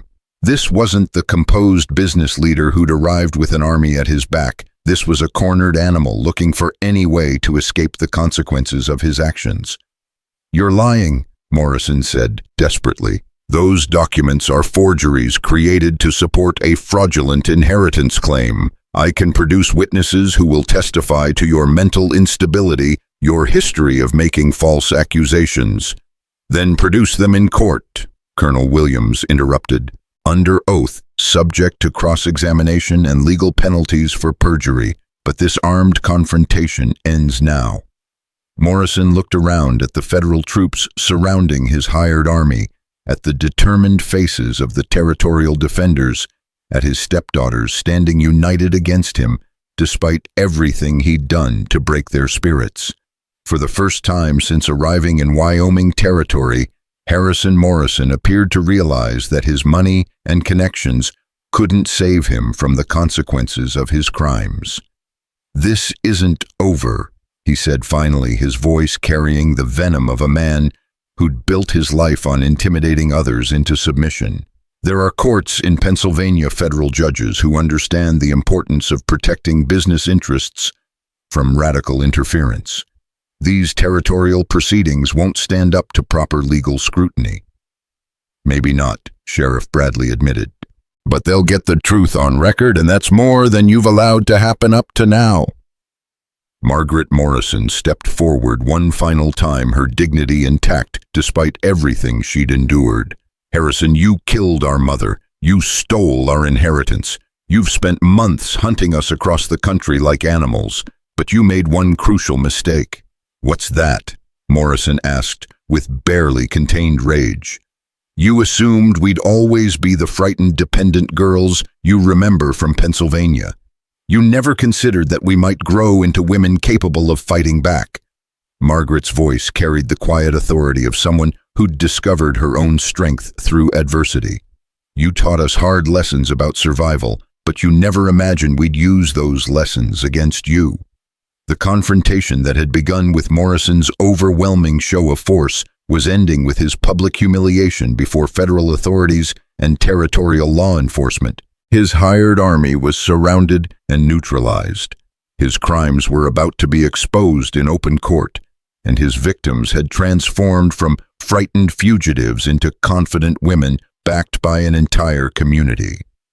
As federal troops began the process of disarming Morrison's men and taking statements for the official record, Jacob found himself standing next to Rose on the porch of his ranch house, watching justice finally begin to catch up with evil. "It's not over yet," Rose said quietly, echoing her stepfather's threat. "No," Jacob agreed, "but it's begun. And sometimes beginning is the hardest part." Rose turned to look at him, her green eyes reflecting a mixture of exhaustion, relief, and something else that made Jacob's heart beat faster. "Jacob, when this is truly over, when Harrison is in prison and we're free to choose our own lives, would you consider that conversation we started about family and staying and building something together?" Jacob looked out at the community that had rallied to protect the Morrison sisters at the federal troops, ensuring justice would be served at the Wyoming sky that stretched endlessly toward a future that suddenly seemed full of possibility. "Rose," he said, taking her hand in his, "I think I'd like that very much." The siege at Jacob Sullivan's ranch was over, but the real battle for justice was just beginning. The territorial courthouse in Cheyenne had never seen anything quite like the trial of Harrison Morrison. For 3 weeks in November 1874, the modest building became the center of attention for newspapers across the Western Territories, drawing correspondents from as far away as San Francisco and Denver. The case had captured the public imagination. 3 brave sisters, standing up to Eastern corruption, a frontier community united in defense of justice, and a powerful man finally facing consequences for his crimes. Jacob sat in the front row of the packed courtroom, his eyes fixed on Catherine Morrison as she took the witness stand for the second day of her testimony. The young woman who'd arrived at his ranch as a frightened fugitive had transformed into a formidable force for justice, presenting evidence with the precision of a trained lawyer and the passion of someone who'd lost everything to the man sitting at the defendant's table. "Miss Morrison," Territorial Prosecutor Daniel Hayes said gently, "can you tell the court what happened on the evening of March 15th, 1874, the night before your mother's death?" Catherine's hands were steady as she opened her leather satchel and withdrew a carefully preserved letter. "I was in the library working on household accounts when I heard raised voices from the sitting room. My mother and stepfather were arguing about missing money from our inheritance accounts. Could you hear what was being said?" Harrison was angry that Mother had been reviewing the financial records without his permission. He said she was interfering with business matters that were beyond her understanding. Catherine's voice grew stronger as she continued. "Mother told him she understood perfectly well that he'd stolen nearly half of our father's estate and invested it in failing ventures." Across the courtroom, Harrison Morrison sat rigidly beside his expensive Philadelphia lawyers, his face a mask of controlled fury. The man who'd once commanded fear through wealth and intimidation now looked smaller, somehow diminished by the weight of evidence mounting against him. "What happened next?" Hayes prompted. Harrison threatened her. He said that if she continued to interfere, she might suffer the same kind of accident as his previous business partners who'd asked too many questions. Catherine's voice wavered slightly. "Mother asked him if he was threatening her life, and he said that accidents happened all the time to people who didn't know when to mind their own business." A murmur ran through the packed courtroom. Margaret and Rose sat in the second row, their faces composed but their hands clasped tightly together. Jacob could see the pain in their eyes as Catherine recounted their mother's final night. Morrison's lead attorney, a sharp-featured man named Blackwood, who'd arrived from Philadelphia with a reputation for defending wealthy clients, rose to object. "Your Honor, this testimony is clearly hearsay. The witness cannot testify to conversations she allegedly overheard. Judge Samuel Warren, a grizzled frontier veteran who'd been dispensing territorial justice for over a decade, fixed Blackwood with a stern look. "Mr. Blackwood, in case you haven't noticed, this is a territorial court, not a Philadelphia drawing room. We're interested in truth here, not legal technicalities designed to hide it." The exchange drew approving murmurs from the gallery where local citizens who'd followed the case packed every available seat. Jacob recognized Tom Henderson, Sheriff Bradley, and dozens of other faces from the ranch siege people who'd risked their lives to ensure this moment would arrive. Catherine continued her testimony, describing how she'd written down everything she'd heard and hidden the notes with other evidence she'd been secretly collecting. Her organizational skills, which had once seemed unusual in a young lady, now appeared as the methodical work of someone determined to document corruption for eventual prosecution. "Miss Morrison," Prosecutor Hayes said, approaching the witness stand with another document, "I show you what's been marked as Territories Exhibit 17. Can you identify this?" Catherine examined the paper carefully. "It's a letter written in my mother's handwriting dated March 15th, 1874. She gave it to me the night she died, asking me to keep it safe. Would you read it to the court, please?" Catherine's voice was clear and strong as she began, "My dearest daughters, if you are reading this, then my worst fears have been realized, and Harrison has carried out his threats. I write this knowing I may not survive the night, but determined that the truth about our family's destruction should not die with me." The courtroom fell silent as Catherine continued reading her mother's final testimony. The letter detailed Morrison's systematic theft of the family inheritance, his threats against anyone who questioned his actions, and her fear that he would kill to protect his secrets. "I have discovered that Harrison murdered his previous wife under circumstances remarkably similar to my own situation." Catherine read, her voice breaking slightly. She too had begun asking questions about missing money. She too died in what appeared to be an accident. "I believe I will be next, but I pray my daughters will be strong enough to seek justice." When Catherine finished reading, the courtroom remained silent for several long moments. Even Morrison's lawyers seemed subdued by the power of a dead woman's testimony reaching out from beyond the grave to accuse her killer. During cross-examination, Blackwood tried desperately to undermine Catherine's credibility, suggesting she was an unstable young woman seeking revenge against a stepfather who'd tried to provide guidance and stability. But Catherine's precise recounting of financial records, her detailed documentation, and her calm demeanor under aggressive questioning only reinforced her credibility. "Miss Morrison," Blackwood said with barely concealed frustration, "isn't it true that you've always resented your stepfather's authority, that you've harbored fantasies about your family's wealth that don't match reality?" Catherine looked directly at Morrison before answering. "Mr. Blackwood, I resented my stepfather's lies. I resented watching him steal money that should have secured my sister's futures, and I especially resented his murder of our mother. If that makes me unstable, then I suppose every person who values truth and justice must be unstable."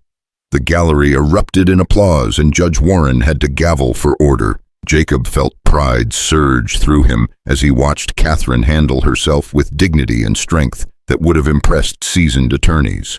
When Margaret took the stand the following day, she provided testimony about Morrison's pattern of intimidation and control within the family.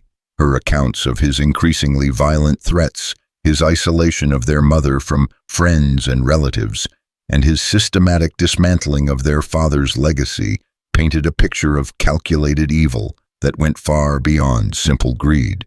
"He didn't just want our money," Margaret testified.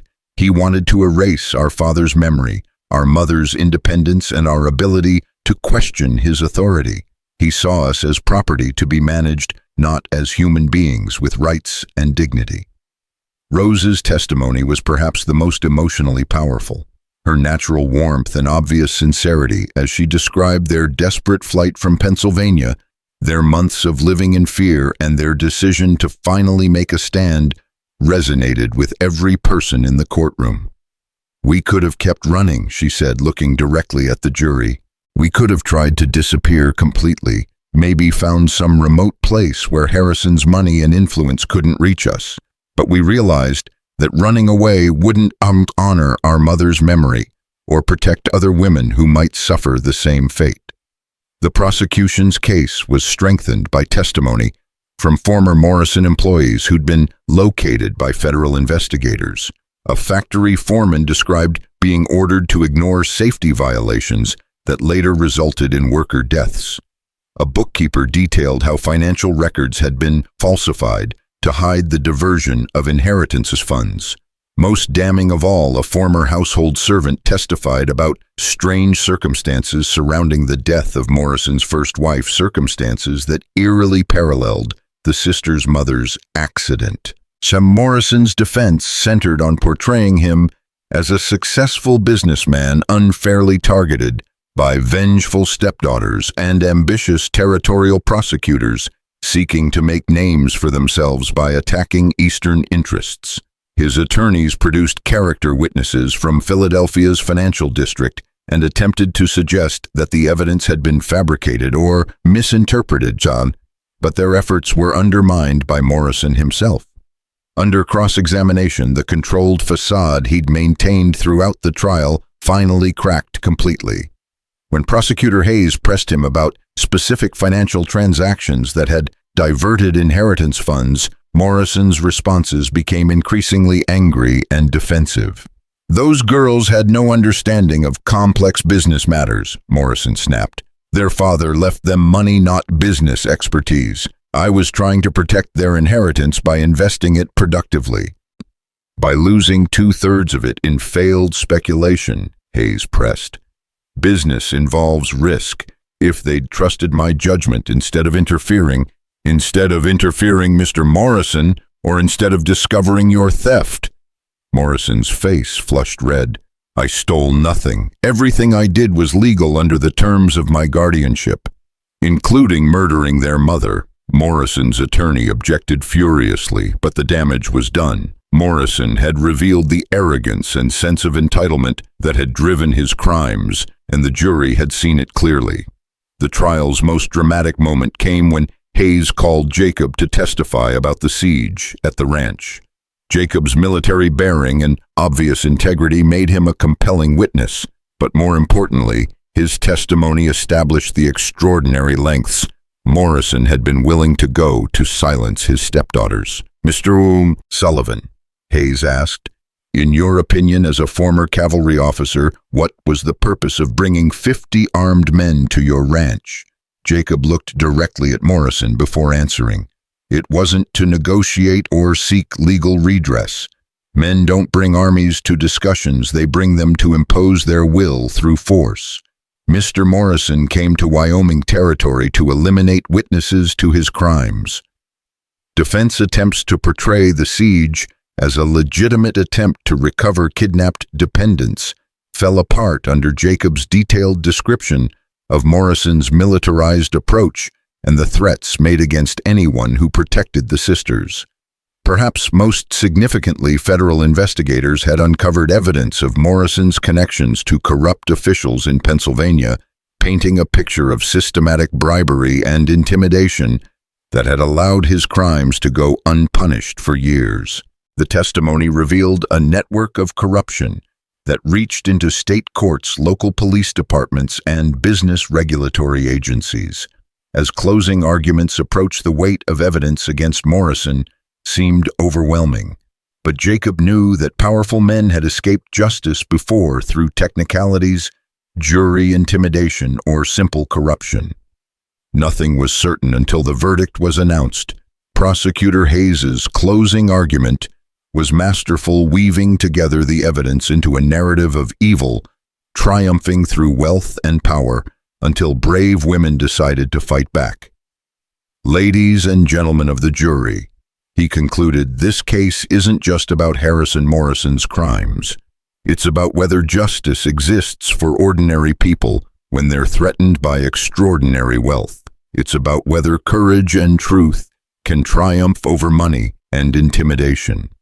The Morrison sisters have risked everything to bring you this evidence. Now it's up to you to decide whether their sacrifice means anything.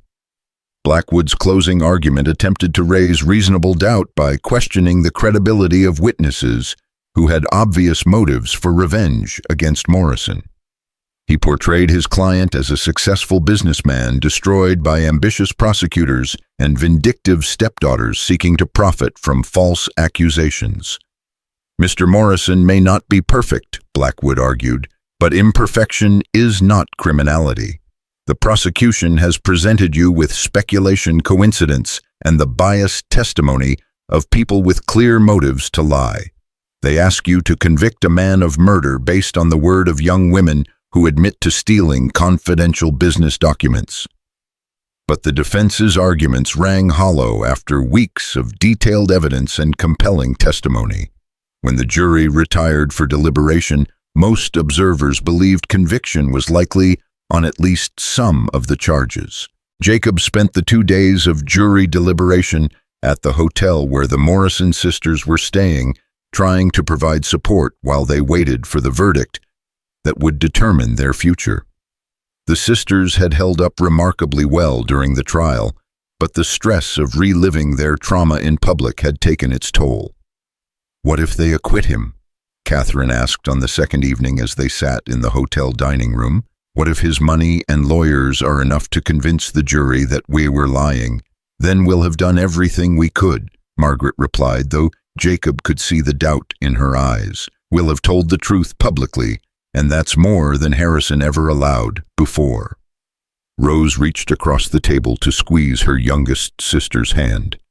"Catherine, regardless of what happens, you've been incredibly brave. You preserved the evidence that made this trial possible. You faced him in court and told the truth. No matter what the jury decides, you've already won by refusing to be silenced."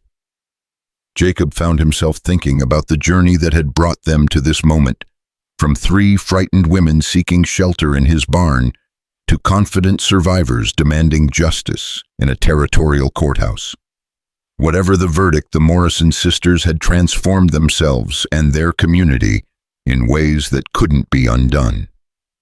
On the morning of November 18th, 1874, the jury returned with their verdict. The courthouse was packed beyond capacity, with overflow crowds gathering in the street outside. Jacob sat with the sisters in the front row, their hands clasped together as Judge Warren called the court to order. "Has the jury reached a verdict?" Warren asked. The foreman, a respected rancher named William Crawford, stood slowly. "We have, Your Honor. On the charge of murder in the first degree, how do you find?" Crawford's voice carried clearly through the silent courtroom. "Guilty." The courthouse erupted in cheers and applause that continued despite the judge's repeated calls for order. Jacob felt Rose's hand squeeze his as tears of relief streamed down her face. Margaret and Catherine embraced their composure, finally breaking as the weight of months of fear and uncertainty lifted from their shoulders. But Crawford wasn't finished. "On the charges of fraud, conspiracy, and intimidation of witnesses, we also find the defendant guilty on all counts." Morrison's face went white as the full scope of his conviction became clear. His expensive lawyers immediately began discussing appeals and procedural challenges, but the damage was done. A territorial jury had looked at all the evidence and concluded that wealth and power couldn't excuse murder and theft. Judge Warren sentenced Morrison to hang for murder and added 20 years in territorial prison for the other charges. "Morrison," Warren said solemnly, "you used your position of trust to prey upon vulnerable people, including the very women you were supposed to protect. Your crimes represent not just individual evil, but an attack on the fundamental principles of justice and human dignity. This court sentences you to death by hanging sentence to be carried out within 30 days.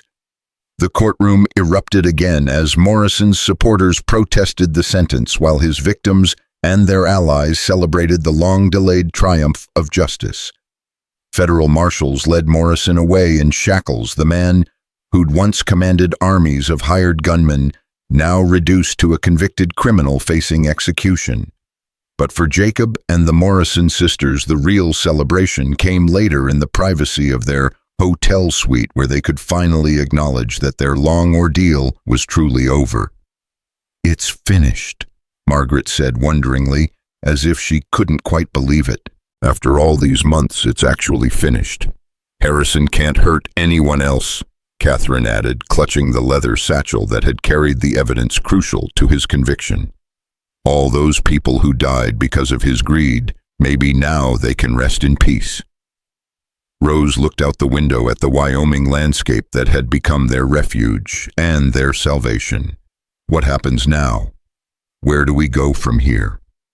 It was the question Jacob had been dreading and anticipating in equal measure.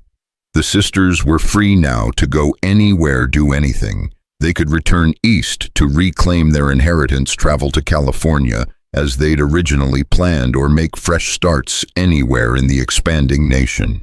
"Actually," Margaret said with a smile that transformed her entire face, "I've been thinking about that. Catherine's been corresponding with the territorial governor about establishing a school for young women here in Wyoming. It seems there's considerable interest in providing proper education for girls on the frontier." Catherine blushed but nodded enthusiastically. "Governor Campbell thinks territorial funding might be available, especially after the publicity from the trial. People are interested in supporting educational opportunities for women."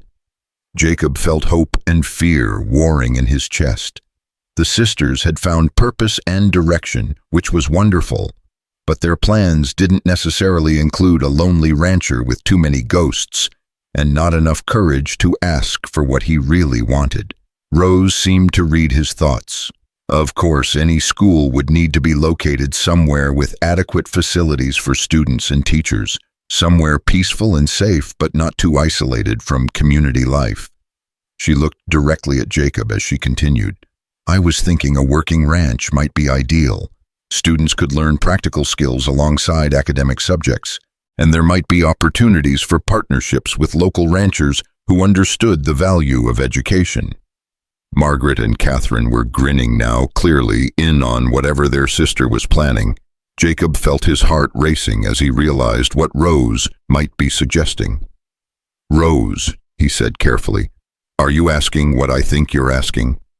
Rose's smile was radiant as she stepped closer to him. "Jacob Sullivan, I'm asking if you'd be willing to share your ranch and your life with 3 women who've learned that home isn't a place, it's the people who stand with you when everything else falls apart." Jacob looked at the 3 sisters who'd transformed his isolated existence into something resembling a family who'd brought purpose and meaning back into his life, who'd reminded him that some things were indeed worth fighting for. "Ladies," he said with a grin that felt like sunrise after the longest night of his life, "I think we can make that arrangement work."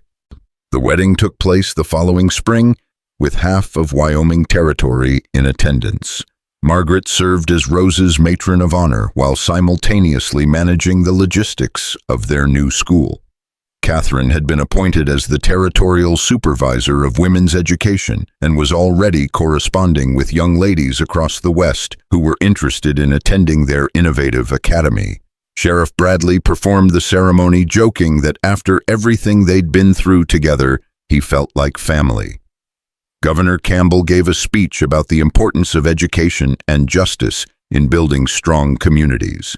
Even Colonel Williams attended, presenting Jacob with a territorial citation for his service to justice and law enforcement. But for Jacob, the most meaningful moment came when Rose spoke her vows in front of their community of friends and allies. "Jacob Sullivan," she said with tears of joy in her eyes, "you gave us shelter when we had nowhere to turn, stood with us when we had nothing to offer, and loved us when we thought we were beyond love. I promise to spend the rest of my life building something worthy of that gift." As they kissed to seal their union, Jacob reflected on the strange journey that had brought them together. A violent storm had driven the 3 desperate women to his door, but it had also brought him back to life. Their fight for justice had nearly cost them everything, but it had also given them a purpose larger than their individual survival. The Morrison Sisters Academy opened that fall, welcoming young women from across the territory who came seeking education and opportunity on the expanding frontier. Margaret proved to be a gifted administrator and teacher, combining firm discipline with genuine care for her students. Catherine's analytical mind made her an excellent instructor in mathematics and business, preparing girls for roles in the territory's growing economy. And Rose, with her natural warmth and strength, became the heart of their educational community. Jacob found that sharing his ranch with dozens of energetic young women was never boring. The quiet isolation he'd once treasured gave way to the cheerful chaos of a thriving school complete with academic classes, practical instruction in ranching and agriculture, and the constant buzz of young minds engaging with new ideas. On quiet evenings when the students were settled in their dormitories and the day's lessons were complete, Jacob would sit on his porch with his wife and sisters-in-law, watching the Wyoming sunset paint the sky in shades of gold and crimson. They would talk about the school's progress, territorial politics, or simply enjoy the peaceful satisfaction of lives well lived. Sometimes when the wind was right, Jacob would think about that storm-lashed night when 3 mysterious women had appeared in his barn seeking shelter. He'd thought he was saving them, but the truth was more complex. They had saved each other, creating something stronger and more meaningful than any of them could have achieved alone. Harrison Morrison was executed on a cold December morning in 1874, taking his secrets and his cruelty with him to an unmarked grave.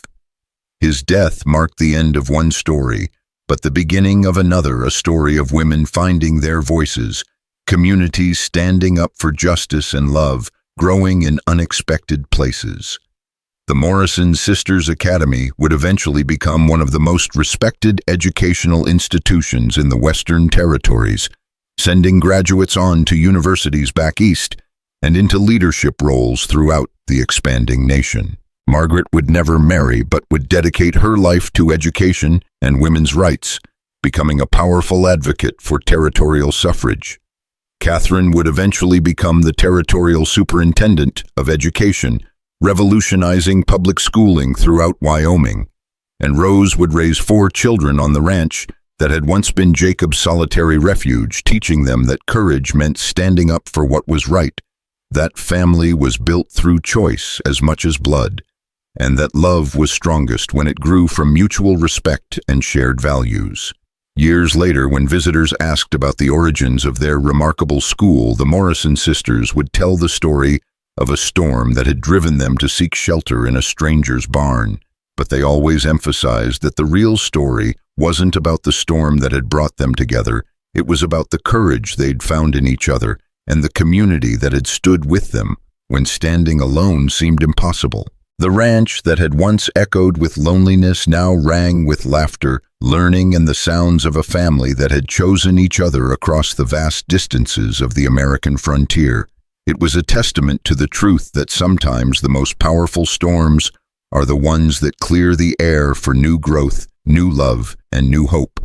In the end, that's what the Morrison sisters' story really was, not just a tale of justice triumphing over corruption, but a celebration of the human capacity to transform suffering into strength, isolation into community, and fear into the kind of love that builds lasting legacies. The storm had passed, but the family it had created would endure for generations.